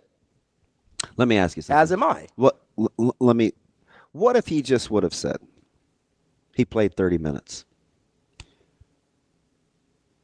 Yeah, I would take it about the same way. Why do you think he said that's a long time? Because he wanted to make it seem like he didn't need to play anymore. That's exactly why. Do you know why he felt like he didn't need to play anymore? Because he had seen enough. You said something else there, that Rick Pitino has the most information in that situation, right? Fair or foul? I think that's reading one interpretation of it. I do. The other interpretation could be he's trying to say, hey, he only ever plays about 30 minutes. And he's trying to ignore the context of which the 30 minutes happened. Or he's trying to get you to ignore the context. Are you ignoring the fact that he didn't play the last 5 minutes? No. Then you don't have to read into too much. So here's my question. If Rick Pitino has the most information in that situation, right? Of what happened. Yeah. So isn't part of the reporter's job to try and get some of that information from Rick Pitino? And part of Coach Pitino's job is not to roll his guy. Okay, that's fine. That's fine. Like they gotta. No, I understand that. But here's the other thing. So there's a couple things at play here. A, it's the reporter's job to try and get the information that from the person who has the most information, right? So that's what he's trying to do. That's how I interpreted what he was trying to do. Rick Pitino didn't seem to love how that was going. Thomas, I get it. I don't care about it anymore either. But going forward, when we hear press conferences, it's going to come up. Mr. Fry. The other part. I get you don't care. And it's cool for you letting me know. But you could have kept that to yourself. The other part is. I'm not watching that game. Who's watching that? All right, man, don't watch it. The other part of this is. There'll be 12,000 other people streaming, Thomas. We'll be good. The other part of this is. If we're not going, if that information isn't for the general public, then, let's just not do the press conferences at all. You do realize, though, you're going to have to keep the same energy. I want you to be consistent now. Okay. But again. It'll start again tomorrow morning. What's the other thing that I brought up here? Context matters. Context and body of work matters. Sasha texts us and says, hey, it sounds like if you like a guy, it's cool. If you don't like a guy, he needs to be transparent and honest. I would kind of agree. Okay, but here's the difference. He gave me a heart. Love you too, buddy. Let's say. I don't know. Do I love? Yeah, Thomas, I may like you. I don't know. You seem like an okay guy. I tell you the truth pretty much all the time, right? Oh, I thought that was rhetorical. No. Yeah, 100%. Yeah. Okay, so I'm very honest with you. Yeah. Let's say there's another person in your life who's not very honest with you, right? Yeah. If I tell you something and that person tells you something, you receive that information differently, correct? Short answer is yes. Right. If we're at court of law, I'd say yes. But I would look at the judge and, because what the lawyer would say is no further questions. And I would say, hey, can I ask something else? And they would say, you may step down. I still would listen to what they said. Right. That's fine. And I would say, okay, they have a tendency to not tell me the truth. But given the information that I know, I'm not going to rule it out. I'm not saying you can rule it out. That's fine. But I am consistent, though, because I told you when we first started this whole deal about discerning what people say and stuff, the way that I like to do it is to start with a blank slate. And you told me that was unrealistic for most people. I think it is. And I said, well, there are people that have written poor articles or people that have said things that I don't like, either to me or about someone else that I care about or whatever else. But it doesn't mean they're always wrong. So I'll listen to callers. It's your eat the meat, spit out the bones. That's part of your I thing. can eat the meat, yeah. Or I get a good piece of cheese. And listen, and I'll fully admit, there's going to be some stuff that I miss out on because I'm not willing to go through the crap. I hear you. Like I'll be the first person to admit that. But I'm not going to wade through the crap 90% of the time to get 10% of good information, right? I'll stick with the people that give me 10% crap and 90% good information. Like I'm just going to flip that narrative, right? Yeah. So you're willing to do that, and that's fine. And that's, I think, part of the reason we hear Rick Pitino so differently, because you're willing to blank slate it with Rick Pitino and take what you know. Think I have to listen to coaches differently. That's fine. That's fine. That's why I'm a big press conference guy, though. But listen, I've listened to Rick Pitino for a long, long time, as have you, right? This is a guy that is not usually terribly forthcoming. He's often very condescending and doesn't tell the truth a lot. Okay. So when I take that into context of this situation, it's really hard for me to assume. And you very well could be right about what he meant. But it's hard for me to give him that benefit of the doubt or to assume until at the very end he says, hey, I'm not going to roll one of my guys. I just know we've had these exact same conversations, like leaving Indiana. Yeah. And Coach Rhule has a press conference, and we talk about. He's the guy that tells me the truth most of the time, though. Was that the right time? And then we analyze that. Or what he says about blocking on the perimeter and what he says. Like, these kinds of things happen all the time. They do, yeah. Like, but Coach Rhule tells me the truth most of the time. So he gets a different filter than Rick Pitino does. Like, that's the full thing. Same thing with Mick Cronin. Mick Cronin tells me the truth most of the time. We may not like what he says. We may not like his tone. We may not like that he throws his players under the bus sometimes. But he tells the truth most of the time. I'm going to say this. Yeah. I think Pitino was telling you the truth. Okay, and he may have been in this situation. I think he was telling you the truth. But his body of work colors how that's perceived. That's all. That's like, it's really easy for me to see it like he's not telling the truth when he often doesn't. I've given you some crazy examples, but I'll give you an easy one. Mm-hmm. Tom Chattel has written some not very nice things about me. Okay. Performance. Did an article, I don't know, 10 years ago I didn't love. Called him on it. To this day, that's like my buddy. Mm-hmm. Because I can parse through how something made me feel reading the information and then look at its actual intent.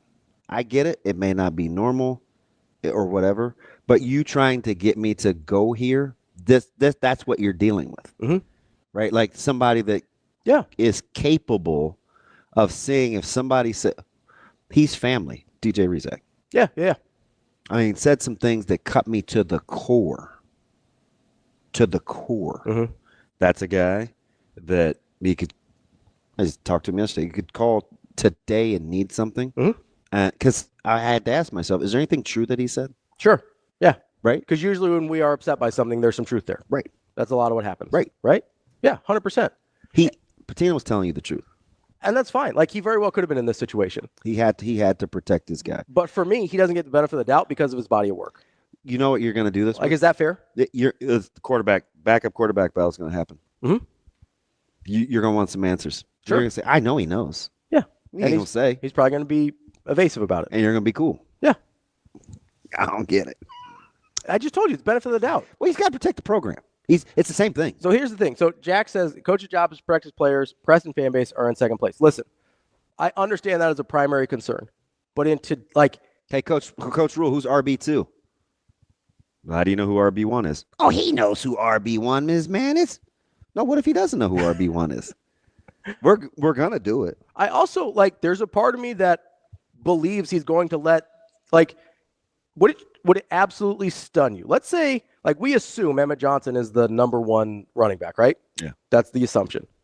Would you be absolutely have all of your flabbers gasted if Jamarion Parker comes in and wins that job? Yes. You would? Yeah. You like that guy a lot? I do. Okay. Would it absolutely floor you if Mekhi Nelson comes in and wins that job? No. Okay, so there's another guy in the room that you could see. So when Coach Rhule says, I don't know who RB1 is yet, that's not crazy. We assumed EJ was the number one guy last year after the way he finished his season before. A lot of people did. A lot of people did. No, you know what I think happened? What's that? And I don't want to pick at it because I kind of get your point. Sure. I don't want to be a douchebag. But I think, you know what I think we assumed? We didn't like any of we watched Dowdell and those guys 2 springs ago and we're like, shoot, I hope it ain't that guy. That's what we said. Sure, fair. Yeah. That's. I mean, if we're keeping it 100. But I mean, and so maybe I'm being too specific with the running back. Yeah. So I know But what you know what I'm saying, right? I'm not trying to be that. You know, so I mean, same thing with Raiola last year at quarterback, right? Like we're all like, okay, Dylan's going to start, whatever. In Rhule's mind, I genuinely think he needed to see enough from Raiola to make sure he was the starter. Like, do you believe that? Yeah. Well, they didn't name him until what, 2 weeks before the season? Yeah, it was deep. It was middle August. Yeah. But did you think he was being disingenuous? No, I didn't. I think other people did. But he knew who the starter was. I don't think he did. I think there's a world in which if Raiola doesn't show him what he needs to see, he does not start the first game. I wouldn't fight you over that, probably. Nah. Okay. That's my point. I think Rhule is often telling us the truth, even when we think he's being evasive. And maybe that was the body of work. Maybe that's why Pitino could be telling me the truth, and I still have a hard time believing it because contextually, with what I've experienced with Rick Pitino, I'm just like, seems like he's being evasive. Like that's the problem with not being truthful all the time. I don't know what we're going to get today, but I almost can't wait for tomorrow morning. Yeah, I'm excited. Only because, and I just have to decide. It depends on what kind of mood I wake up in, on how much I want to take you to task. Because I know you'll fight me over it. So It's like, but I just feel like making a point. Yeah, that's fine. I just don't know if I'll I don't know if I'll have the material. Because he may keep it basic. Like I saw, we saw the call your guy, tell him to give some ammo. The kind of what like former players have to do to go to practice. Bro, it's extensive. Yeah, like it is extensive, and you can just tell.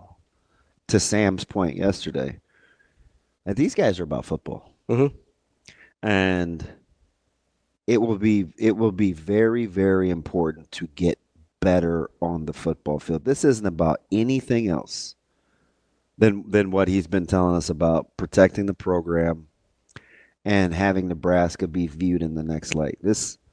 So I think that's part of it too for me, because when Rhule talks about certain things and then he doesn't tell us other things, he's given us the framework for what he cares about most.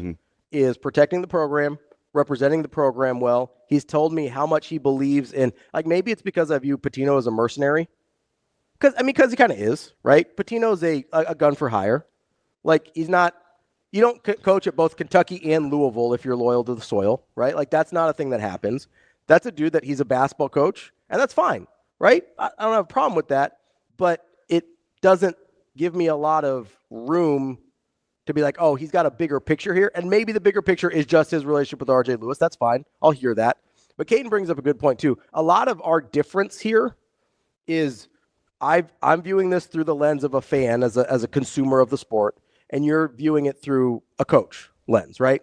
That's a lot of the difference we're seeing here is you're like, okay, if I'm in that position as a coach and I had this situation with my player, how would I answer that question? But I take it one step further. Sometimes I'll play all the roles. Sure. Right? I think your default is coach though. Because I've been in all. I think that's how it comes off. Maybe. I think my default is player. Okay. And I think it's certainly not fan. Fan is last. I don't even know what that. I don't really like anything enough. And that's the huge difference here is my default is fan. Most of my consumption of sports or my experience in sports, even though I coached, even though I played at very low levels. You know what I mean? I would probably go player 1, coach 1A, dad 2. And then fan is way in the back if it's even on the list. If it's even on the list. It's not. Right? So that's a lot of where this. That's why I couldn't get over the Colorado. That's why I couldn't get over the spring game. I still don't want the waiver passed for Colorado. Yeah. And I do. I think it's great. It's like. But that's a fan thing, right? Like that's good product. Yeah, and immediately I think logistics and what I want to do that. Yeah. No, I get it. I do. But that's a lot of where the friction is here. And Caden's the one that brought that up on the stream. Is my default filter is fan. Even though I've coached, even though I've played, and playing at different levels does matter too. Like you play low level Christian college basketball. That's different than playing Division I football. Like your experiences are just different. Coaching NAIA basketball versus coaching high-level high school football, like those are just different experiences. And so that is a lot of where our filters change, right? You also approach it as, you probably put educator before. It's probably like player, coach, educator, or dad, educator. Like there's a lot of filters you go through before you even get to the neighborhood of how I want to feel. Yes. Yeah. Right. And I think my main filter, because I grew up just loving sports, right? And I probably knew deep down all along it wasn't going to be a profession for me. How do you know when you want to give grace, though, for like these press conferences? Because you know things that other people don't know sometimes. Sometimes. And you'll hear people take the podium. It does make it harder when I do know more. It does. Like it just does. Okay. Like there's been, before I was more plugged in with Creighton basketball than I was with Nebraska football. I just knew different people, right? That made it harder when certain things were happening with Creighton basketball, right? And I'd be like, that's like, if we want to get real here, that was part of my issue with the way Coach Matt communicates sometimes. Is I'm like, okay, I get he's protecting the program, I get he's trying to do what's best for the players. I don't always feel like I don't think he's dishonest very often, but I think he's evasive sometimes, and I don't love that, right? Even though I love Coach Mack, I think he's one of the best coaches in the country, and I love Creighton basketball as much as anybody in this media does. Like, certainly enough to fight over text. Yeah, with friends, 100%. Like I love Creighton basketball, and so, but there's been times where I know something, and it makes me angry that I feel like Mack's being evasive about stuff, even if I know it's probably for the best for his program. But as a fan and as somebody who knows that he's not being 100% honest, that's really frustrating for me. And maybe it's just a weird personal thing where if I know for a fact somebody's not being honest, it'll eat at me more than just about anything. And like maybe that's just a me problem. Like I'm willing to eat that. But if I have a filter of somebody like Rick Pitino who feels like he's not being honest, like I'm just not going to ride with that. Well, I'm telling, and we're doing this whole thing this last 35 minutes, and I get it's a bigger conversation than Rick Pitino. Yeah, because what I think is going to happen all spring and into the fall is this is just preparation. I don't think we're going to get a lot from Coach Rhule this fall. I'm telling you, this is about football. Yeah, I don't think we're going to get a lot. This isn't culture. Mm-hmm. This isn't anything other than we have a good roster. I like our roster. Mm-hmm. We can still develop. I think we're going to be competitive in practice. I've got a lot of new staff. I just want to dial in. I don't want any extracurriculars. So part of the thing that and people are going to read into that as pressure, but you're talking about, I think, a staff that is going to embrace the fact that pressure is a privilege. Mm-hmm. Or people look like he's like shutting it down. And I think you'll start to hear it today. You've already heard it all off season. So like he's not part of this, and I think you're right. I agree with you. Part of this, I think, though, with Coach Rhule is the context of the first 2 years matters too, right? He's given us every opportunity to handle a lot of information well, and we haven't always done that great. Yeah. Right? Like, is that fair? I just hope he's not discouraged, right? By that. But because sometimes I do feel like, and you kind of saw it, and it wasn't a great, I get it, it wasn't a great question, but you kind of saw that with the offseason national champions question. And there was some frustration there. And there's been a little bit of that where, hey, listen, I try not to get too high. I don't want to overhype things. Or, he told you all you needed to know about like winning close games. Mm-hmm. Just gotta be. You said we're not good enough. Just gotta play better. There's no curse. We're not good enough. Like we talk about a lot of things that aren't important, and I think that's what he's really trying to thinsulate. Sure. The guys from, because and so if he shuts it down, it's so accessible with the information they can receive. So if he shuts it down a little bit in the spring, that's different because he's given us 2 years to handle information well, and we haven't done that a lot. Yeah. Right? So like again, the context of what's happened really matters here. So if he starts to be evasive in the spring because he's just trying to keep things in-house, I have a better understanding of why that's happening. right? I have a history with Coach Rhule the last 2 years of him telling us just about anything we could use or anything we could want to know, and us not dealing with that information in the best way a lot of times. Like, I can sit here and say, hey, he talked about his quarterback being in shape and the weight, and we couldn't shut up about it for 2 weeks. The royal we, not you and me.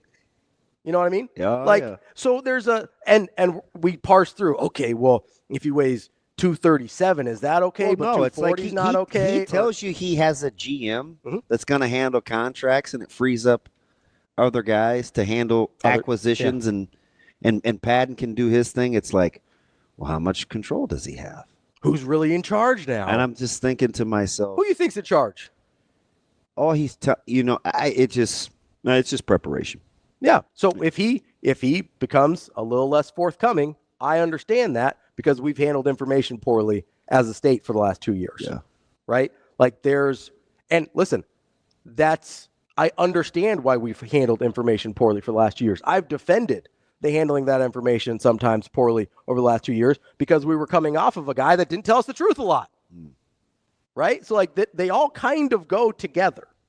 And so I understand Coach Rhule comes in, tells the truth. We don't handle it well. He wants to shut it down a little bit. I get that. But I also believe, because of the way he's acted and the body of work in the context, that the reason he's shutting it down is not because he's adversarial with the public or the media or the fans or anybody else. It's because, hey, he understands the only thing that's going to get this done is winning. There's a ton of competitive battles that are going to go on, and he's going to get pressed. And it's going to be something else. Let's get to some categories when we come back. You got it. That's DB. I'm Ravi Lulla. More Hurrdat Sports Live. We're back here on Hurrdat Sports Live. That's DB. I'm Ravi Lulla here from Hurrdat Sports Bar and Grill. And reminding you, go check out our friends at Centris Federal Credit Union. Go centrisfcu.org, and you can see the partnership they have with Green Path Financial Wellness. They provide free personalized financial counseling services to Centris members. And I always say, financial services don't mean anything without financial education. That's why Centris and Green Path have gotten together to help you out. Centris is federally insured by NCUA. Go check out their partnership with Green Path at centrisfcu.org. DB. What is going on? You want to get some categories? Yeah. We've taken our sweet time to get here this morning. That's okay, though. There's a lot going on. There is a lot going on. It'll come back. One of these days. You watch. We got plenty of time. Yep. So I want to start with our unquestioned starters. I think there's fewer than maybe we think. Okay. It just depends on what the number is. Let me give you an over-under. I'm going to pull this out of a hat. Okay. Let's say you got 22 total starters. Would you give me over or under 11 and a half guaranteed spots? I say guaranteed, and, all things being equal, no injuries, whatever. I'd probably take the under. I would too. I think we have less than half of the known starter spots solidified, which seems like a lot of unknowns. No, but it's dicey as we get through it because, you could, for instance, like you could say Elijah Judy. Yeah. Seems like he should be a starter. I would imagine. But I wouldn't guarantee it. What about Ravi and DB? I would guarantee it. Okay, there's one. Anybody else on the defensive line you would guarantee?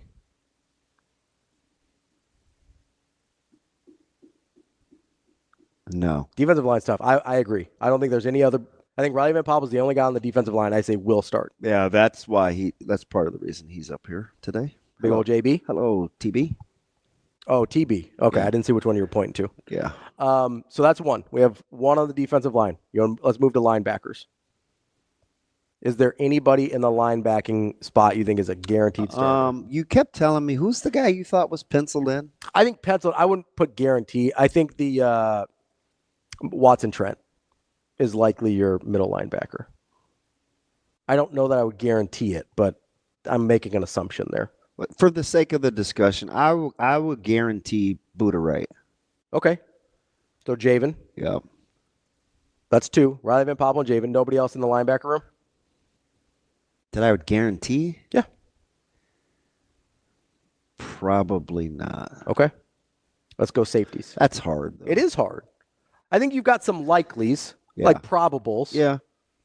But if I'm talking hard guarantees. Like, we're going to use Dylan Raiola as the benchmark in terms of that dude is starting as long as he is healthy in game one. Yeah. Right? No questions asked. That's the dude. So I think we are at. I'll throw our guy Dylan in there just so we've got 3.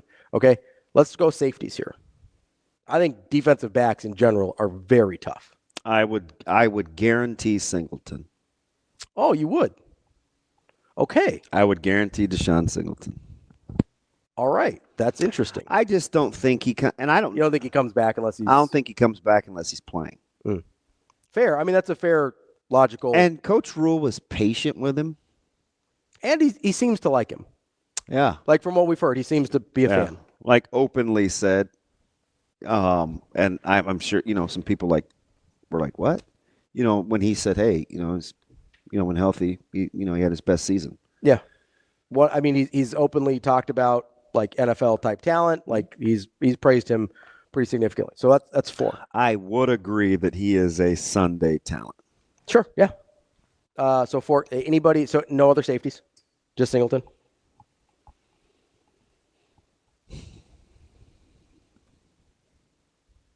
I mean, it's going to be hard to unseat Buford. You think Hartzog starts somewhere? Again, he's had such a good offseason. And I do think there is an affinity for how hard he plays. But he's sort of a tweener. But I do think it's not. I shouldn't say that. This is weird because I always joke about this in the court. Strike the Buford thing from the record. Okay.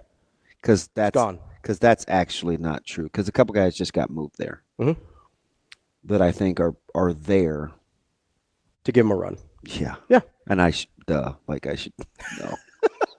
You should know. Anywho, I want to say yes to Hartzog. So if you had told me anybody in the defensive back room, I think I would have gone Hartzog first. Put it to you like this. Yeah. I think they will find a starting place for Hartzog somewhere. I don't know if this is a hot take. It's probably lukewarm. I just don't know enough yet. But this is what makes it fun. I would be more apt to guarantee Hartzog over a guy like Sierra Wright. And I think for everybody, Sierra Wright is a given. For me, he is not. I think for most people, he is. If I had to pick one guy, one defensive back to guarantee you to start, I would have gone Hartzog. I'm not gonna say Hartzog. I would have gone Hartzog. Yeah, I would probably, and I know people are just gonna be mad about that, but I think Coach Rhule likes what he's about, and I am willing to listen to my lack of objectivity with Hartzog. Sure.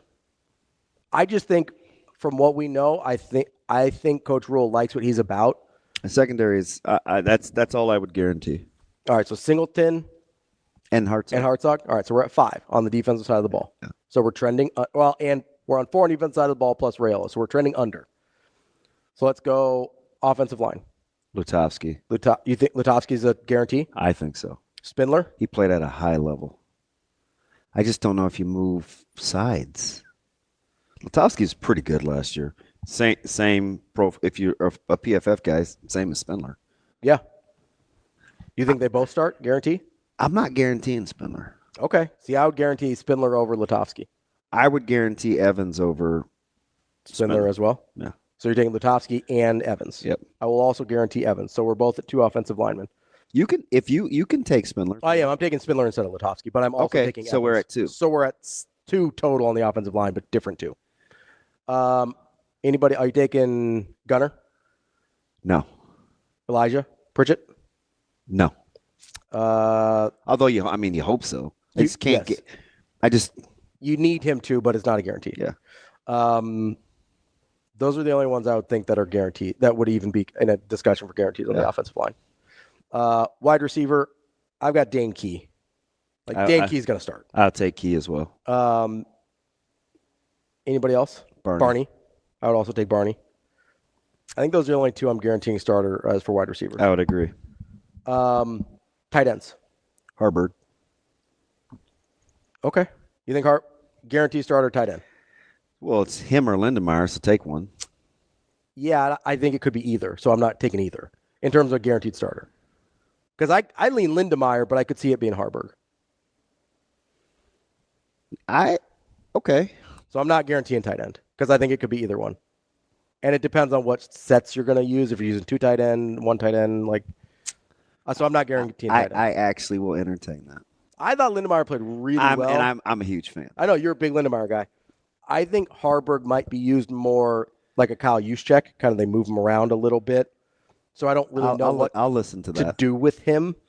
But he's everywhere. Play. He's going to play. He's a starter. He's going to play starter level snaps. I just don't know what that looks like necessarily. I got to put him in. Okay. So you're putting Harburg in. Yeah. We still at the same number. You taking one guy, I'm taking the other. Well, I'm not taking a tight end because I don't know which it's going to be. Okay. So I'm passing on tight end. So I'm at 9, you're at 10. That leaves running back.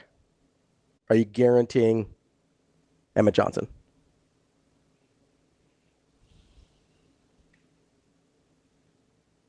I think this one's tougher than people think. I think most people would say yes on this. Sam said yes on this one. This was one of the examples he gave when he was talking about unquestioned starters. I'm going to overthink it. It's probably a yes. But it's probably a yes. But I don't know. There's a part of me that I think that room is going to be highly competitive, and I think it's open to a lot. But RB2 will be more competitive than must RB1. watch. You think? It'd be must watch. I don't know if you've just been chirping in my ear about Mekhi Nelson too much, but there's this part of me that's just I don't know. I really like him if he can handle, because I don't know. Yeah. If he can handle the day-to-day rigor. Sure. Because that's really the next evolution. And you think Emmett can? Well, he's done it. Okay. And Emmett hasn't always had it go his way. And he's persevered through. And he can hang in there. Okay. I'll stay with Emmett. That's fair. Emmett has proven it doesn't always have to go his way. For him to stay on it. Yeah. I mean, he could have tapped easy at any point earlier. Yeah. Yeah. Fair. So I'll give Emmett. So you're at 11, I'm at 10. So we're both under the 11.5. Yeah. And I'm willing to there's going to be a ton of debates, but the word was guarantee. Yeah, so we're talking about, and here's where I think it's really interesting, and we'll get to Schaefer here in just a minute. But here's where I think it's really interesting. We're talking minimum 3 offensive line spots open. Yeah. Minimum 2, maybe 3 defensive line, depending on how many down linemen they play. So one of the things you have to think about is whether it's a McCullough, a Shavers, McGahee. There's some guys, and they can't all. Cam Lenhard. They're gonna. So there's Elijah Judy. There's Cam, Keona Davis, Judy. my favorite. So they got 3 for 2 on the edges between Williams and Winari. Wouldn't guarantee it. I'm not guaranteeing. I'm just saying he's in the mix, right? Yeah. He's in that mix of. Because I think the one that's going to get the most pushback because he's really, really good is Shavers. Why wouldn't I guarantee Shavers? And I probably should. I love Shavers. I mean, he's one of my favorite guys. It's highly competitive. Yeah. And so for him, the next level is the day-to-day. Can I do the same thing within the same context of confines of this defense? Because I just get the sense, and I've watched a ton of him now, that I spent most of the offseason. Braden? Butler. Okay. Studying. Which side is which? Oh. So Butler's on my left, and I thought they were reversed. And TB's on my right. Yeah. I think they're going to be creative. I think they're going to be aggressive. And I think it's going to be kind of nuanced. It's not going to be as base situationally straightforward as it was a year ago. So that matters. I think we're going to see a lot of rotation in that group. Shoot, if they could play a ton of guys, that'd be incredible. I mean, we just named 7, 8 guys? Yeah. In that spot? The second level is fascinating. And you feel like all of those guys could play? Yeah. Second level is fascinating. That's DB. I'm Ravi Lulla. We'll be back with Mike Schaefer, Husker247, coming up next. Welcome back, Hurrdat Sports Live, presented by Centris Federal Credit Union. And for the final time here, reminding you about For the Greater Good 2025. It's UNMC and Nebraska Medicine's 24-hour giving day, starting tomorrow at noon, going through Thursday at noon. The These gifts, these donations go to help scholarships, programs, research, patient care, everything that UNMC and Nebraska Medicine take care of. You're helping to fund those things for the greater good. And during that 24 hours, starting tomorrow at noon, if you give $75 or more, you will get a free gift, a limited edition, custom designed UNMC hat. DB and I both got them. They're terrific. Make sure you get to the website, greatergoodgivingday.org. That's greatergoodgivingday.org to be a part of this fantastic cause. DB? Yes, sir. I think it's time to bring in our friend. Mike J. Schaefer, Husker247. Schaefer, what's going on, buddy? Oh, not a ton. First media availability of the spring. So excited about that. It had been a long enough, sort of boring enough period that I've talked myself into being excited about spring football. So that's where we are here on March 25th. Yeah, that's what I got for you.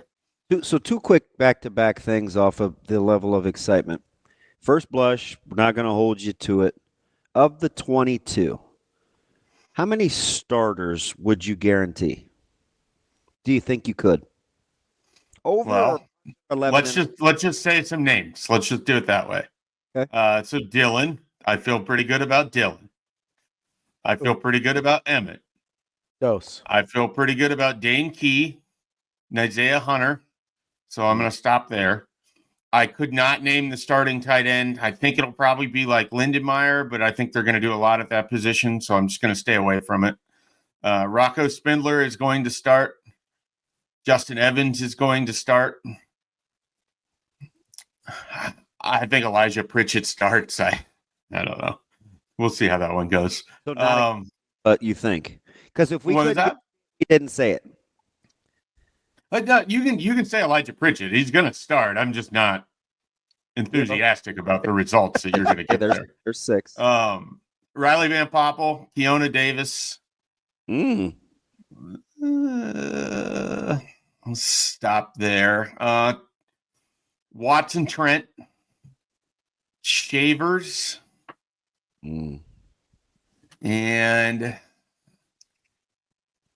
I don't know. The secondary is just nothing you feel comfortable guaranteeing. Well, because Deshaun Singleton didn't come back to not start, but is Deshaun Singleton going to play safety? Is Deshaun Singleton just going to be a jack of all trades? I don't. And Sierra Wright. Let's say that. Okay, that's where I'm good with what I said there. There might be one or two that's off of that, but I don't feel good enough about anyone I passed over to mention them. This is funny. You had 12, I had 11, and you have 2 that I didn't have. I had 10, and you had a couple I didn't have. Yeah. Okay, so who did I throw in there? Did Keona Davis?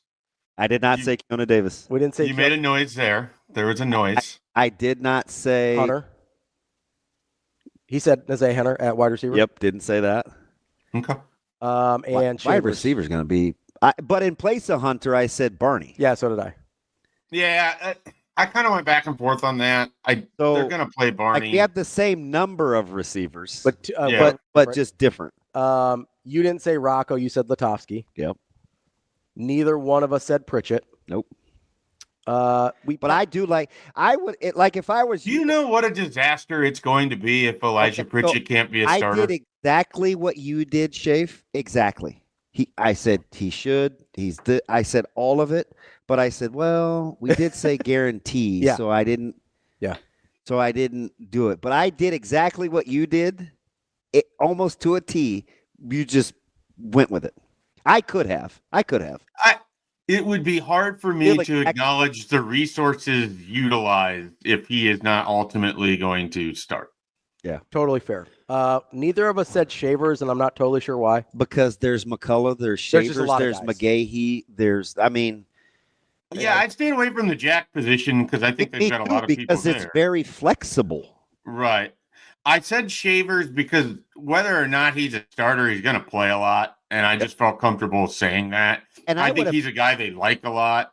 Yeah, I would imagine he's more apt to be able to play inside-ish than a guy like McCullough. McCullough, I think, edge. Needs to be on the edge. Yeah. Yeah, I agree with that. So in my head, Shavers it's more of an insight, but it's also what does that look like with Watson, Trent. You have Watson, Trent. You have Shavers, and you have Buddha. Yeah, Buddha, right. You said right. That was one that you didn't have. They've got some options. And then you said Sierra Wright. Neither of us said Sierra Wright. So with Shavers, I wrote about this for yesterday. I was trying to project 3 players returning that we're going to hear a lot about from the coaches and we're going to talk a lot about. And Emmett Johnson was one. I think to me that feels kind of obvious just with what his usage looks like it's going to be and all of that. The next one for me was Shavers. Like I think we're going to spend a lot of time this spring talking about Vincent Shavers because I think we spent a fair amount of time last spring when he was a freshman. I think they really like him, and it feels like he is a big arrow up guy for me in this program. Yeah, so the interesting thing about that is I agree 100% about his trajectory and his impact, but he's a young guy that rolled the dice quite a bit, and I could see the staff. This is 100% speculation. I could see the staff downplaying it so it's not too much too fast, even though I think the free world knows he's pretty gifted.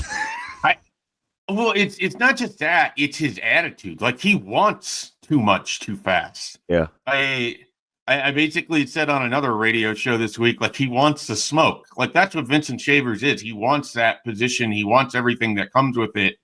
And from all accounts, he's working and putting in everything that matters towards being in that spot. And I just think he's going to elevate himself one way or the other. The last guy, and there was like 6 people I considered for the final spot. I went with Riley Van Poppel, and it could just be because I won't stop talking about him. I put RV in. Mm-hmm. Yeah, I think we're going to hear a lot about Riley Van Poppel. I'm fascinated. We've had this conversation on this show, and Damon, I know at the time you were thinking interior. I would like to hear Matt Rhule talk about where they see guys on their defensive line as we go into this spring, or what that rotation looked like, yesterday and today. So we'll see if we get into specifics on that. Van Poppel. Oh yeah. So did you see him standing next to? And he drove up to watch him because they were in the Tyson Terry picture. Yes. Where one guy looks like he's in an NFL, and been a multi-year veteran, and the other guy looks like he's just getting done with high school. Look, go back and look at the difference between RVP and it is. Look at his arms. His arm is a tree trunk. Yeah. The man has a tree trunk his arms. He has 2 tree trunks. Hey, he likes driving in Omaha. He's arguably the worst drivers he's ever been around. If I get a chance to talk with Riley Van Poppel, we will not be talking about his driving in Omaha. Just telling you what he said. Listen, I've driven in Texas. He's got no room to talk. He must never have been to Houston before. My God. Houston is a terrible place to drive. The worst. So Dallas isn't much better. Go ahead. So Schaefer, I wanted to ask you while we're on the defensive line here, in your best case scenario in terms of the guys that you think are the most talented, who would you want to end up being those guys in terms of what's your myopic best case scenario of Shavers, supremely talented guy, you want him to be able to step up, maybe Williams and Renari, that's a super talented guy, you want him, but I don't know if any of us feel super confident that Williams is going to end up being a starter. So let's call it 5 guys. Let's call it your kind of 3 down and a couple on the edge. 5 of those guys that you think if these are the 5 guys that are starting, Nebraska's in really good shape if they're the ones that stepped up.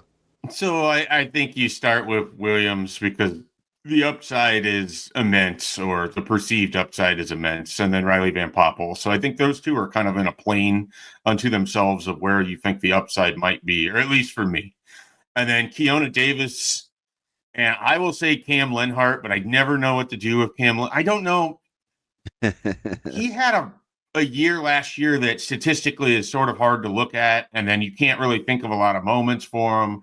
And then you go back through his career, and it's kind of the Colorado game and his second game. And then after that, it was a little uneven. But I will say Cam Lenhart as part of that with Keona Davis. And then the last guy, I think there's a variety of different ways you can go here. And I'm going to eschew Elijah Judy, who I think is going to be a nice rotational guy for them, who they have built up over the last couple of years. The person that I have sort of been waiting for for a couple seasons, and I think he's had some starts and stops with injuries and everything else, is Sua Lefotu.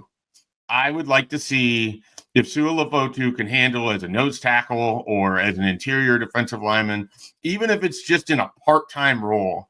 I think that he has the ability to be a pretty good player on the interior just based on his high school career. He was at St. John's Bosco. He played in a really high division of talent out there in California.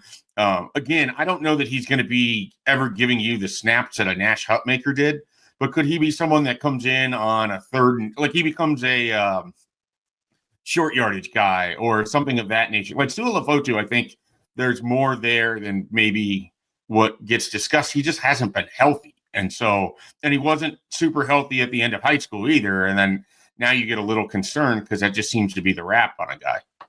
Yeah. So I wanted to, like, my follow-up to the kind of the indecisiveness, because we don't really know. Mm-hmm. And you said you talked yourself into the level of excitement for spring. Don't you assume, though, this is going to be highly competitive because this is the best roster that he's had. So that part is exciting. I'm glad you let me ask. Is it the best roster that he's had? I think so. I think so. Yeah. Okay. I'm like, why is it better than last year's roster? Because the Dylan Raiola has another year under his belt? Well, I mean, that's part of it. Well, so I'll make it easy.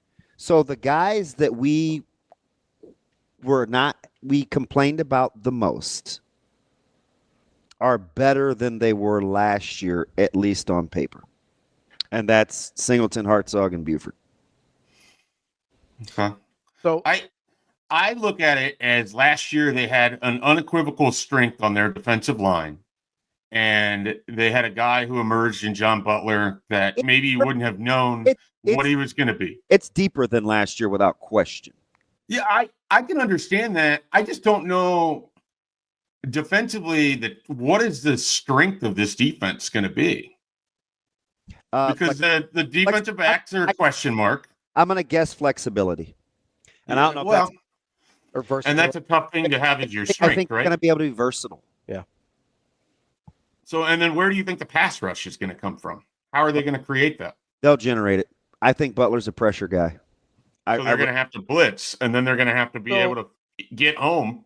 Well, which is not a thing we've seen at Nebraska a lot. Here's where I would push back a little, Schaefer, because I do think you can bring 5. I think you've got the ability. Like that's why I asked the question about the defensive line, right? Because I think if the right guys emerge, I do think there is a natural level of pass rush ability that is higher than it has been in years past. Like if Shavers and McGahee and Nwaneri and Keona Davis are guys that end up playing a lot, those are guys that I think can get you pass rush without having to send a ton of time. I press pause, though. Okay. Because it sounds fantastic. James Williams was a gifted pass rusher. Jamari Butler 2 years ago led him in Tiffles. Mm-hmm. They just don't have those guys. So I like both. I think the guys that I just named off are more talented than those two. At first, I was riding with, I was kind of like Mike J. I'm like, we do discount the production. But when you said natural pass rushers, ability, just their ability. I'm thinking, why can't McCullough be like? I didn't even mention McCullough. Why can't McCullough? Do you think there's a single guy right now that you would think could have the sort of game that Jamari? And I'm not even talking about Ty Robinson because there's nobody that's playing like Ty Robinson. No, but they're going to play defense differently because there's no Ty Robinson. I agree. Right? I agree. Do you think there's anyone that has a game like Jamari Butler had against Ohio State? I don't know that they have that guy on their defensive roster. I can be excited about upside. Jamari Butler against the national champions made him look stupid. He was phenomenal in that game. Now, was that the best game of his season and really the only one that you can point to in that regard? Yes. If I'm sitting by myself at home, I'm 100% Mike Schaefer. But sitting next to you and hearing the names, and then I think, ooh, versatility, or you can show 4 and bring 5, or show 5 and bring 4, and how they'll be more like they can move around more.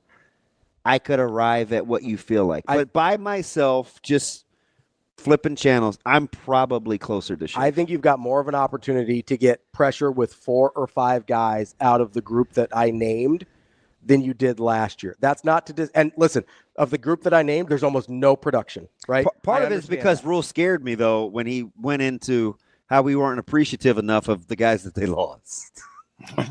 I believe I was sending you texts during that press conference about those quotes. So yeah, I think we're Right? we're in a similar vein on that. He's like, I don't know if you guys realize, and that was an alert thing for me. Yeah, so I totally get where Robbie's coming from. I like the upside of a lot of the players on defense. A lot of it for me is like, what is the best case scenario for Willis McGahee the fourth here in his second year? Like, do we think he can be like a 5.5 sacks and giving you 60% of the reps? And part of it is, where does he fit in against a Deshaun McCullough? Are they both going to be on the field at the same time? Some of it is I haven't been able to see, and we haven't had enough conversation with those who have been around to get a full feel. Like, I think I can talk myself into a lot of people on this defense, but there was a lot of production that I got to see over years that went out the door this offseason. So that's the hard part. Can McGahee get you 5 sacks and 6 tackles for loss? I think yes. I absolutely think yes. That's what James Williams was. 5 tackles for sacks, 6 tackles for loss. And James Williams was a very specific kind of niche role player. Situational. I mean, so my hope for McGahee is that he's on the field more than a James Williams. Can Jamari or can Deshaun McCullough get you 2 sacks, 7 tackles for loss, 22 total tackles? Yes. 2 sacks, 7 tackles for loss. Yeah, you'd hope so. Yeah. That's Jamari Butler last year. I know. I knew where you were going. Okay. What if you do Jamari Butler? What about MJ Sherman? Like, there's production there. So that was the one that Coach Rhule got me on to listen when he threw in MJ Sherman, because we had a great year last year. It was right at he was fantastic, Schaefer. Mm-hmm. And it was right after Phil Simpson said the week before that you have to earn the right to rush the passer by stopping the run. And that's where MJ Sherman was so good. Okay, so let me ask. Especially on the edge. And it just got me to go back, and I was like, fudge. Like, let me ask you this then. MJ Sherman was better than we gave him credit for. MJ Sherman was really good last year. Can Vincent Shavers, different type? Okay, go. But I'm just giving guys. Just go. Right? Yeah.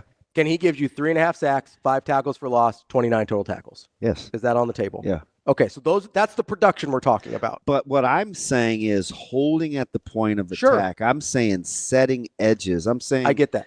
There's going to be some things that the younger guys that this group that I'm talking about isn't as good at. But what I'm saying is the leaving isn't crazy in terms of raw volume. Yes. Okay.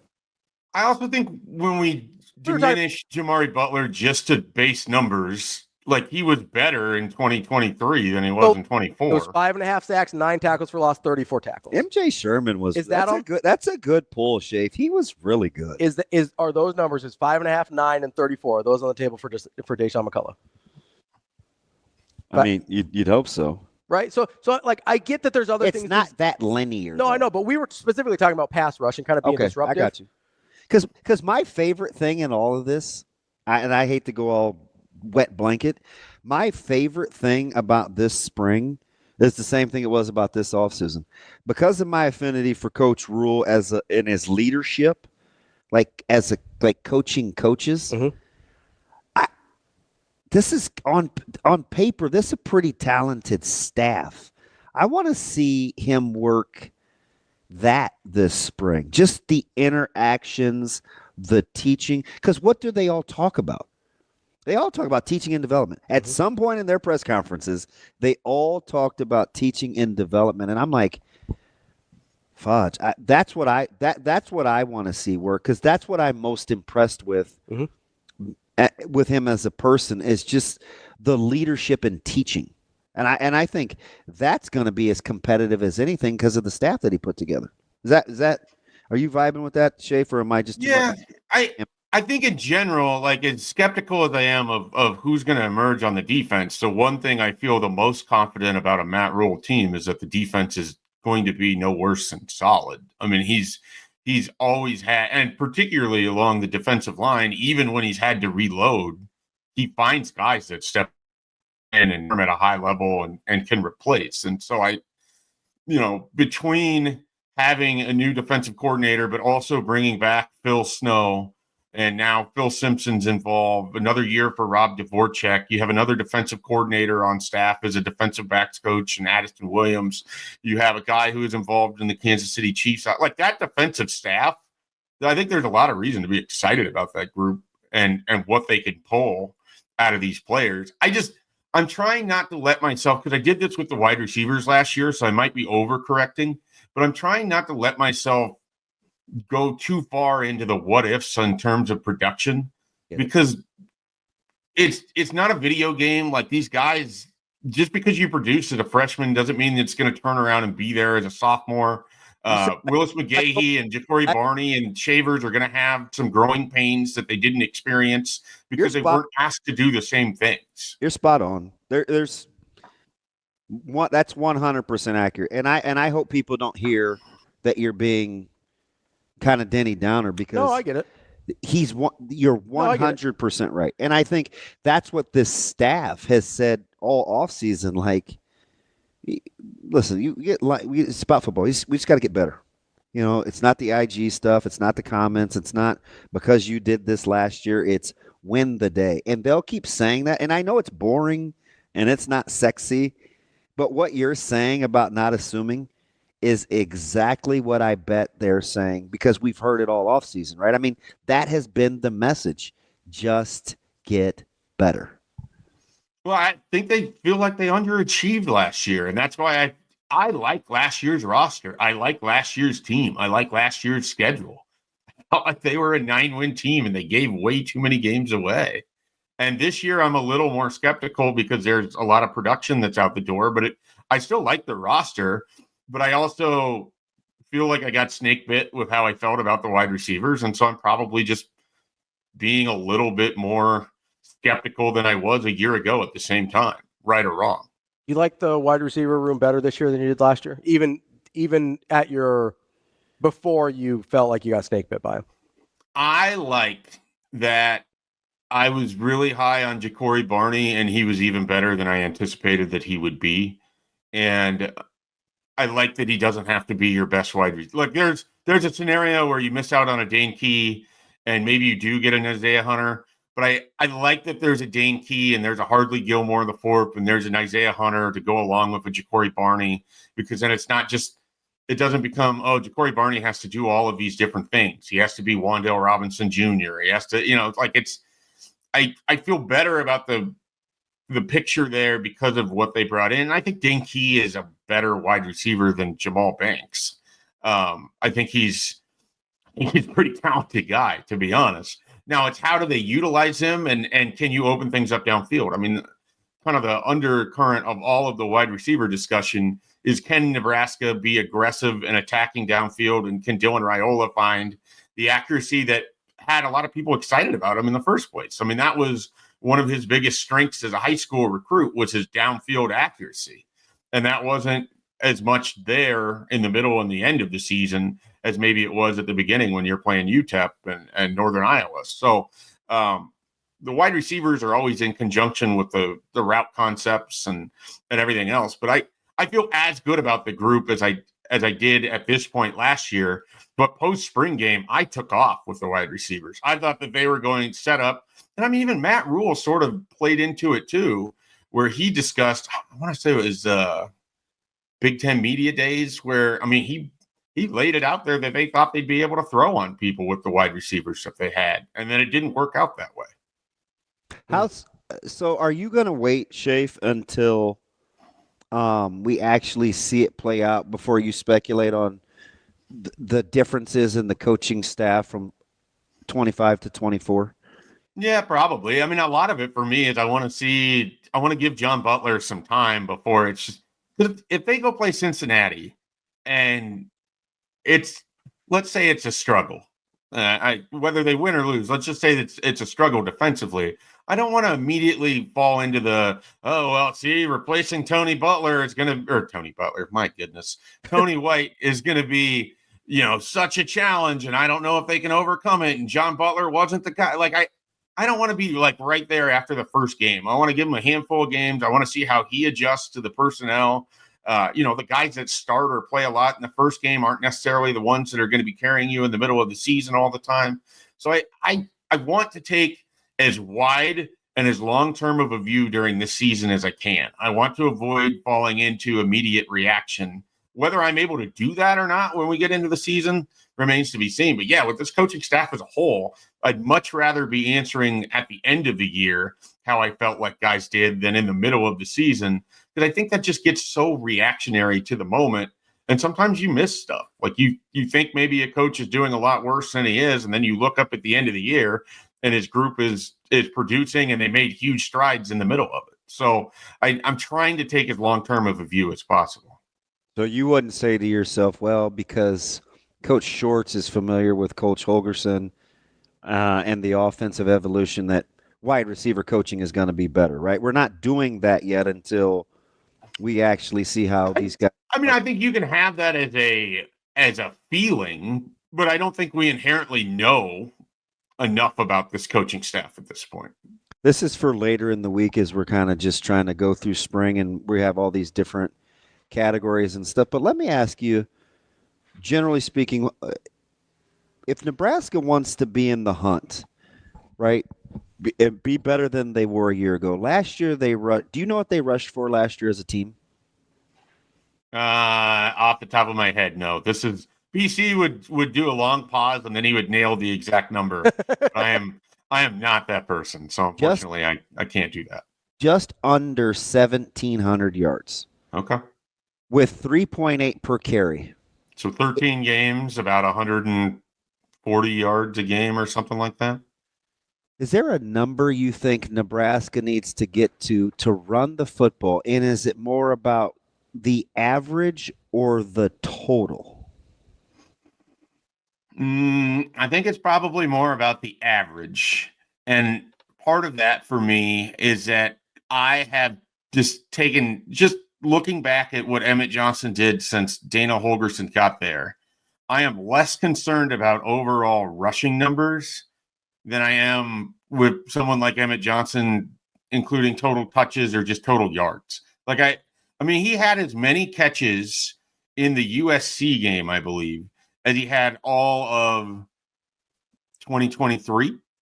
And so whether he's catching the ball out of the backfield or running it, I think they're going to get more value out of their running backs in 2025 than they did in 2024. And so I don't want to get locked in on I'm worried about total rushing numbers. So that's why I say average, because if they can average a healthy clip, but you're still able to get yards through the backfield and passing out of the backfield with Emmett Johnson or whoever emerges behind him, I think that can help with your overall run game too. I think that can help you down the field. I think those things can work in conjunction. If Emmett Johnson's dangerous in short yardage passing, that's going to allow Dane Key and other guys to work their way down the field and get better matchups because you have to worry about Emmett Johnson in the short area out of the backfield. I think there's a lot to be excited about in terms of the passing game to the running backs in a way that can help carry their overall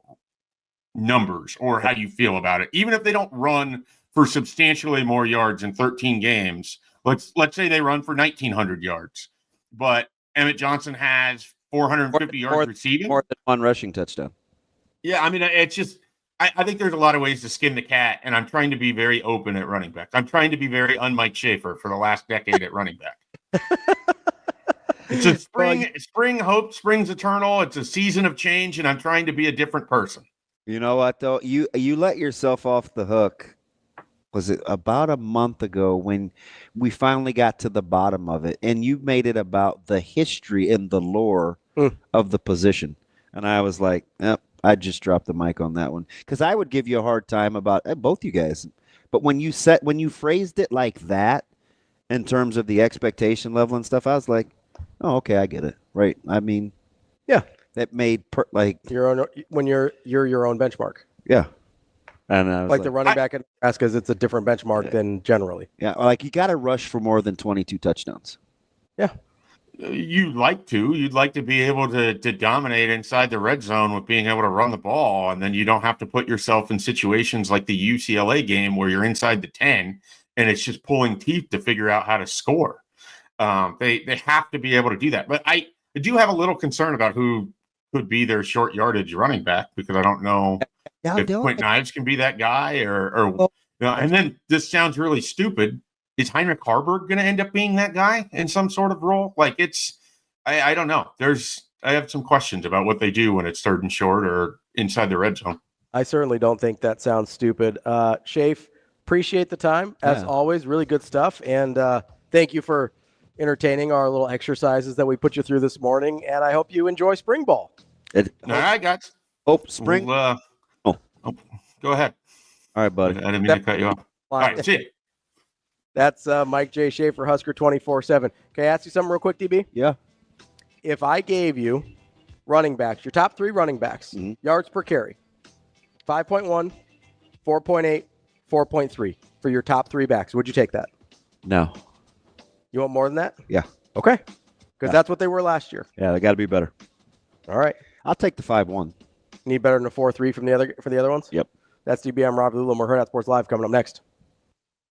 We're back here on Hurrdat Sports Live. That's DB. I'm Ravi Lulla here at Hurrdat Sports Bar and Grill, where every Tuesday you can get a free kids meal with the purchase of an adult entree. Guess what day it is, DB? Tuesday. It's Tuesday. You can bring your kiddos in here, get a free kids meal with the purchase of an adult entree. She's Make sure you sick. stop on by. Yeah, not feeling well? Do I have to bring her in? She can go to school. That's not good. She is at home with her brother, which I'm just got my fingers crossed. They have ACTs testing at school, so they're not in school. Yeah. I was say he's not taken yet, is he? No. They got JV track today. So he's a freshman still? Yeah. I get confused, you know? I know, me too. He's been there forever. Well, I also feel like, okay, especially I don't think about him as a student. I'm like, oh, he played freshman football already. He must be a sophomore. Yeah. You know what I mean? No, I'm with you. That like that's a real thing, you know. Like as soon as November hit, I was like, all right, Mike is a sophomore now. He's at Papio South for track, but Zoe is not feeling good at home with a 14-year-old. Be all right. Fingers crossed. Just hopes and prayers. And I got you acting crazy this morning. What'd I do? This can't get any worse. I'm very reasonable. What's that? So the rushing thing is interesting, right? Yeah. Because I said Cootie asked me the other day. Somebody had some questions on Husker Sports Nightly about needing a 1,000-yard rusher. Mm-hmm. And remember, my response was, man, if they could go for about 1,750, that'd be nice. Yeah, so that's only about 50 yards more than they had last year. But now that I think about it, they need to be better than 3.8 as a team. Yes. And the 22 rushing touchdowns is low. Yeah, so you probably need that number to be mid-30s. Yes, I would think. Yeah, I like to feel pretty good. So they're 3-9 as a team. Obviously, some of that is, although not a ton, is negative yardage there. You've only the average is the average. I mean, it counts. Yeah, right. No, yeah. I know. But I'm talking about like quarterback negative yardage. Like Dylan's only got negative 65 yards total. Yeah. So off of that total, we're not talking about a crazy number there. It's not like, some of these guys take a couple hundred yards of negative. Like that wasn't the case. So I just wanted to kind of dispel that part of it.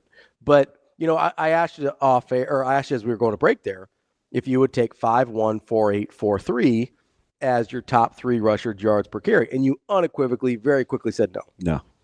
I think off the cuff, a lot of people out of context would say yes. I think you got to be, unless you're exclusively a short yardage guy, which they don't have. Dowdell, not exclusively. Yeah, but he was your starter. He was. So, but a lot of those carries ended up being short yardage stuff. I mean, that's why he ends up with the 12 touchdowns, right? But I get your point. I mean, you got to be you have to be 5'5" or better. Yeah, and that would put you nationally, if you get at least 100 carries, about top 50. Last year, at least. 5'5". That puts you in the neighborhood. Because I think, the one thing that you want to see increase, and I asked Schaefer about total yards versus yards per carry, I should have brought in touchdowns. Mm-hmm.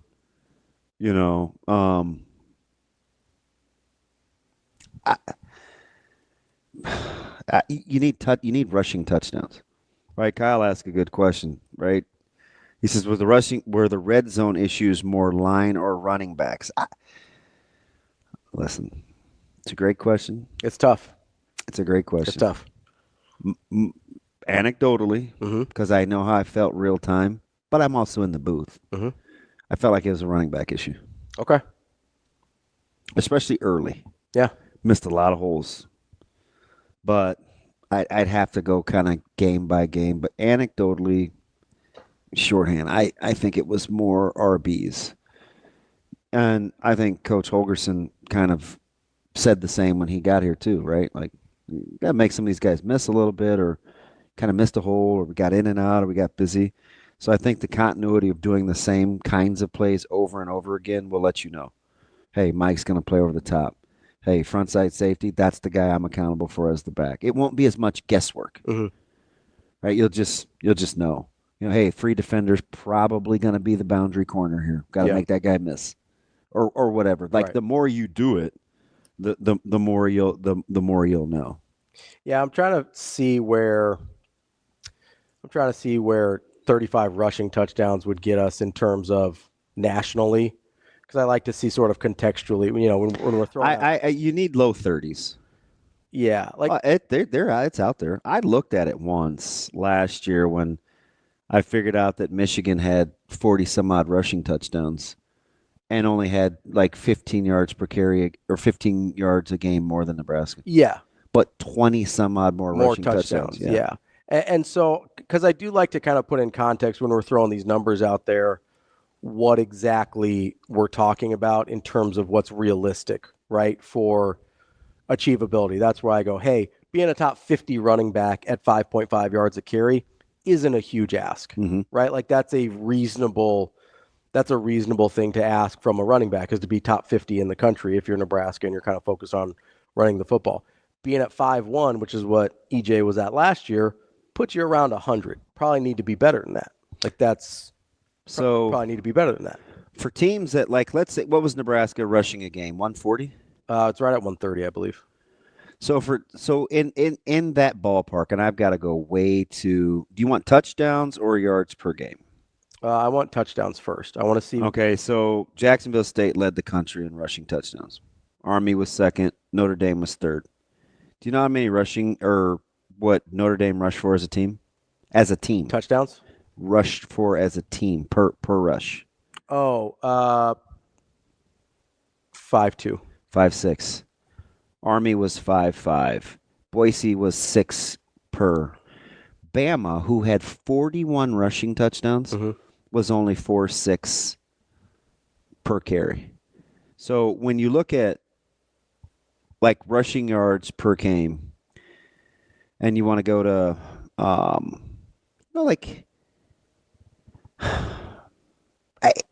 if I had it to do, if like in a perfect world, it would be about touchdowns.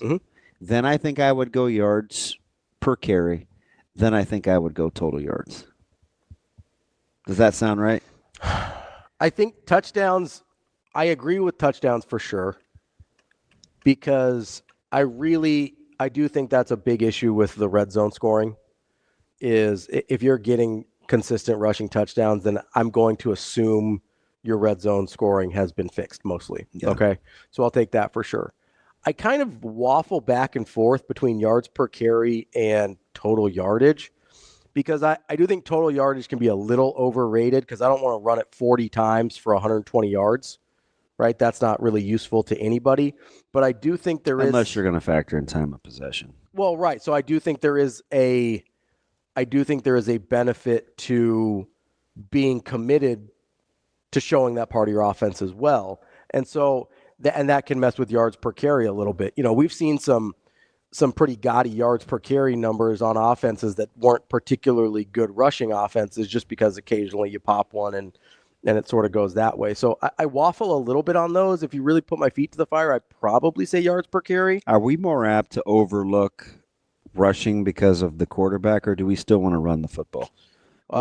Like in your sphere of influence. I think we are more like, if Dylan is balling, then we will overlook rushing quite a bit more. Part of the reason it became such a talking point last year was because we felt like, hey, if in order for Dillon to be better, we need more out of the rushing game. Although I will say this, Nebraska's amount of touchdowns for as fewer yards as they ran for a game is incredible.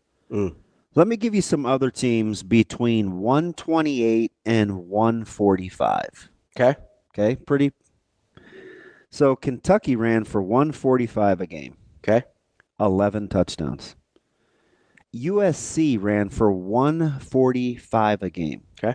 20 rushing touchdowns. NC State. Folks kind of liked NC State last year. A little bit. 145 a game, 21 touchdowns. Pittsburgh, liked the way they ran the ball, 141 a game, just 16 touchdowns. Mississippi State, 137 a game, 17 touchdowns. Houston, more yards per game than Nebraska, 135-4. How many rushing touchdowns they had? 9. Oof. That's rough. 22 is is the most. SC's the only team in similar low total that scored that many touchdowns. So I think part of this is a perception situation, right? Because, and I don't have the numbers. That's incredible. I'm stunned by that a little bit. But I think part of it. It's not even close. I think part of it is, and I don't have the conversion numbers in front of me, it feels like we had more opportunities than we converted. Yeah. Right? So Utah had 8 rushing touchdowns, 130 a game. When we're watching this in real time, and Utah is somebody that usually look at as, hey, like, we'll grind you to a pulp, rushing offense, good offensive lineman. Like, that's a stunning number there. But that's kind of the issue with, and Severe brings this up all the time, like red zone conversion percentages. Oh, yeah. That is, I think, the issue here. It feels like we had way more opportunities to score touchdowns and didn't convert them, right? So 22 might be the best out of that group, but I'd be really curious what the red zone conversion, like red zone touchdown percentage was out of those groups as well. Because I think that's where we feel like we left it on the table. So for red zone offense, it's not bad as you think. Their percentage was like at 757 for getting points. Yeah. Do you have what the touchdown percentage was? Oh, it's low. Because that's the one that I think kind of bugs people the most. This is red. Let me go to red zone offense. This is red zone defense. Red zone offense.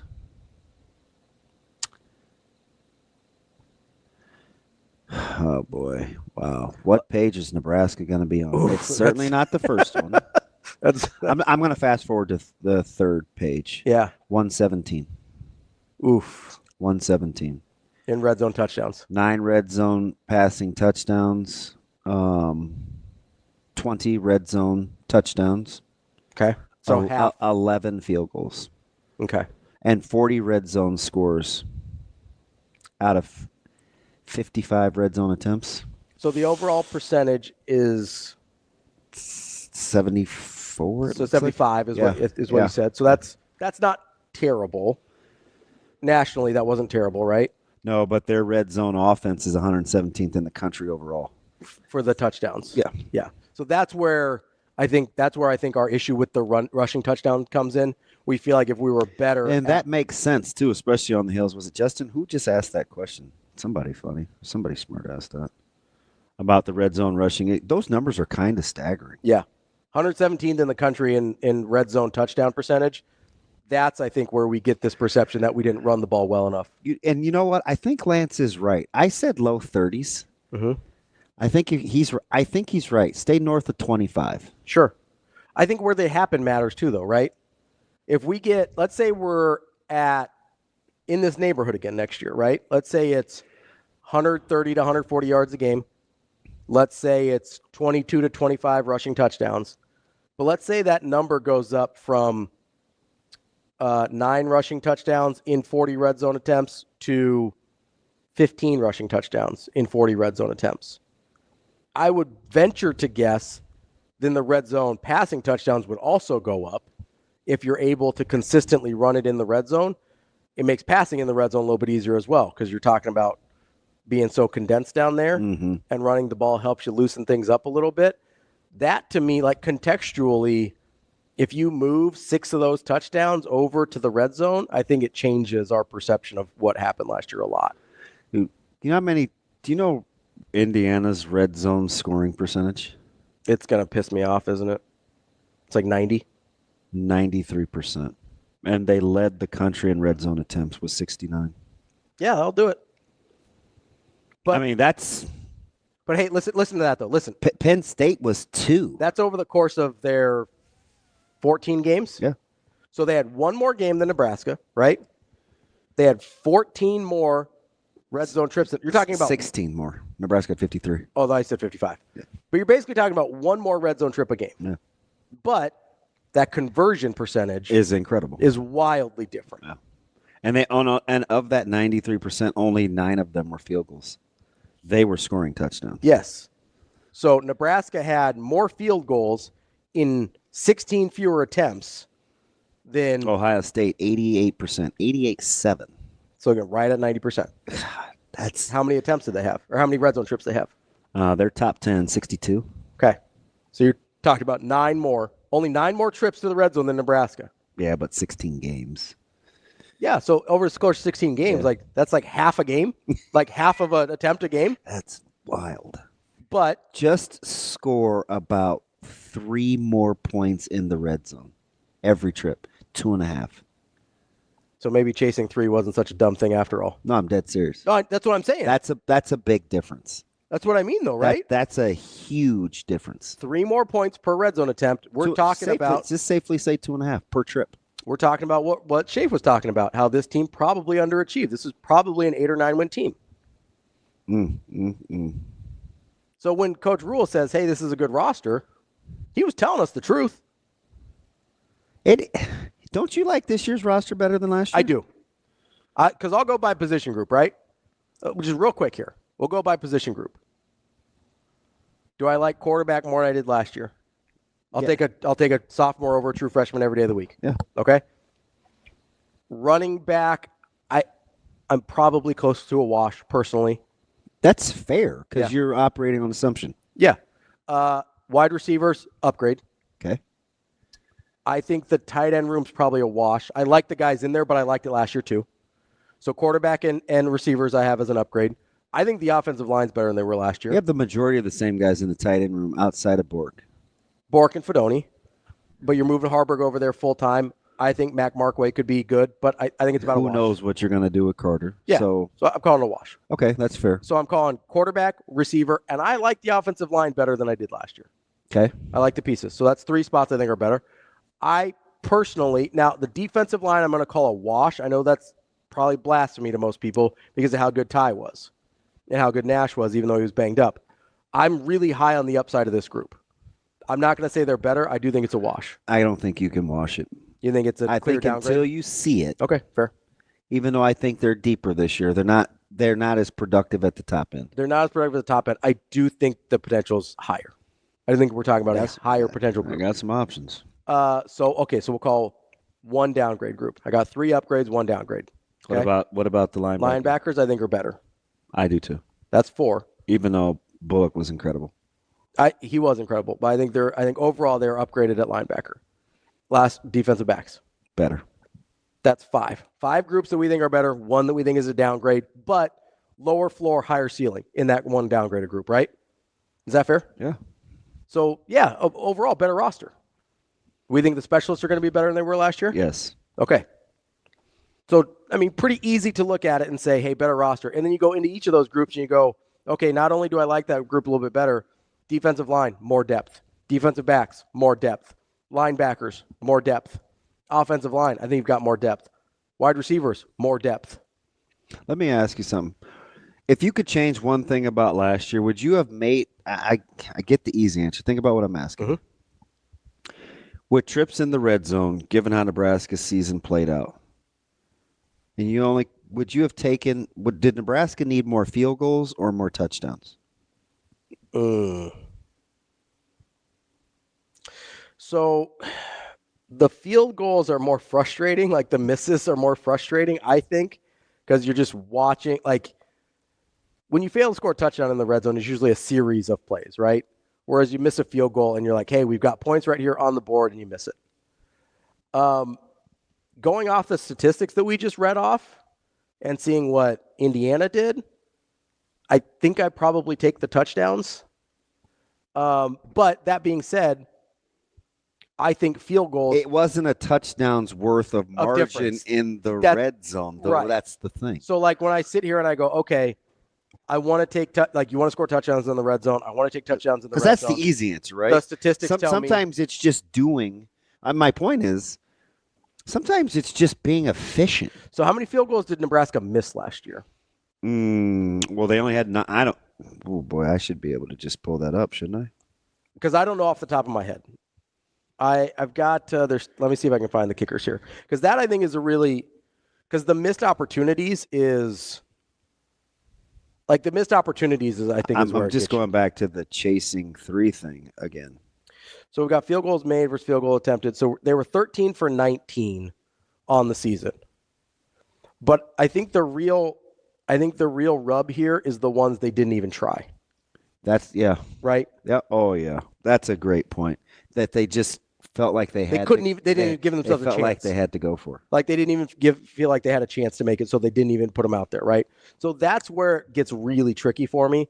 Is I can look at the numbers and go, hey, 13 out of 19, yeah, you'd like to make a couple more. As college kickers, you probably say, hey, if I go 16 out of 19, I'm pretty happy, right? So we're only talking 3 field goals, especially inside of 40 yards, right? But if we're talking about, hey, they probably had opportunities to kick 10, 12 more field goals than that over the course of the season, and they didn't feel like they could because of the situation they're kicking, that's when you get into the conversation of, if I felt like I could kick 80% from inside 40, then we're having a different conversation. It's seldom this easy, but man, you make the field goal against Iowa, and it's like you feel a lot different. You make a field goal against Iowa, you feel a lot different. Couple years in a row, right? Yeah. So yeah, you'd rather just give me the touchdowns. But sometimes it's not getting better. Sometimes isn't. It doesn't even have to be that. It doesn't even have to be monumental. Just feel like you can attempt the field goals. Yeah. Right? Like feel like the snap's going to get to where it needs to go every time. They may be closer than I think at first blush. And we think the roster is a little bit better. All right, I got some homework to do. That's DB. I'm Ravi Lulla. We will be back tomorrow. More Hurrdat Sports Live.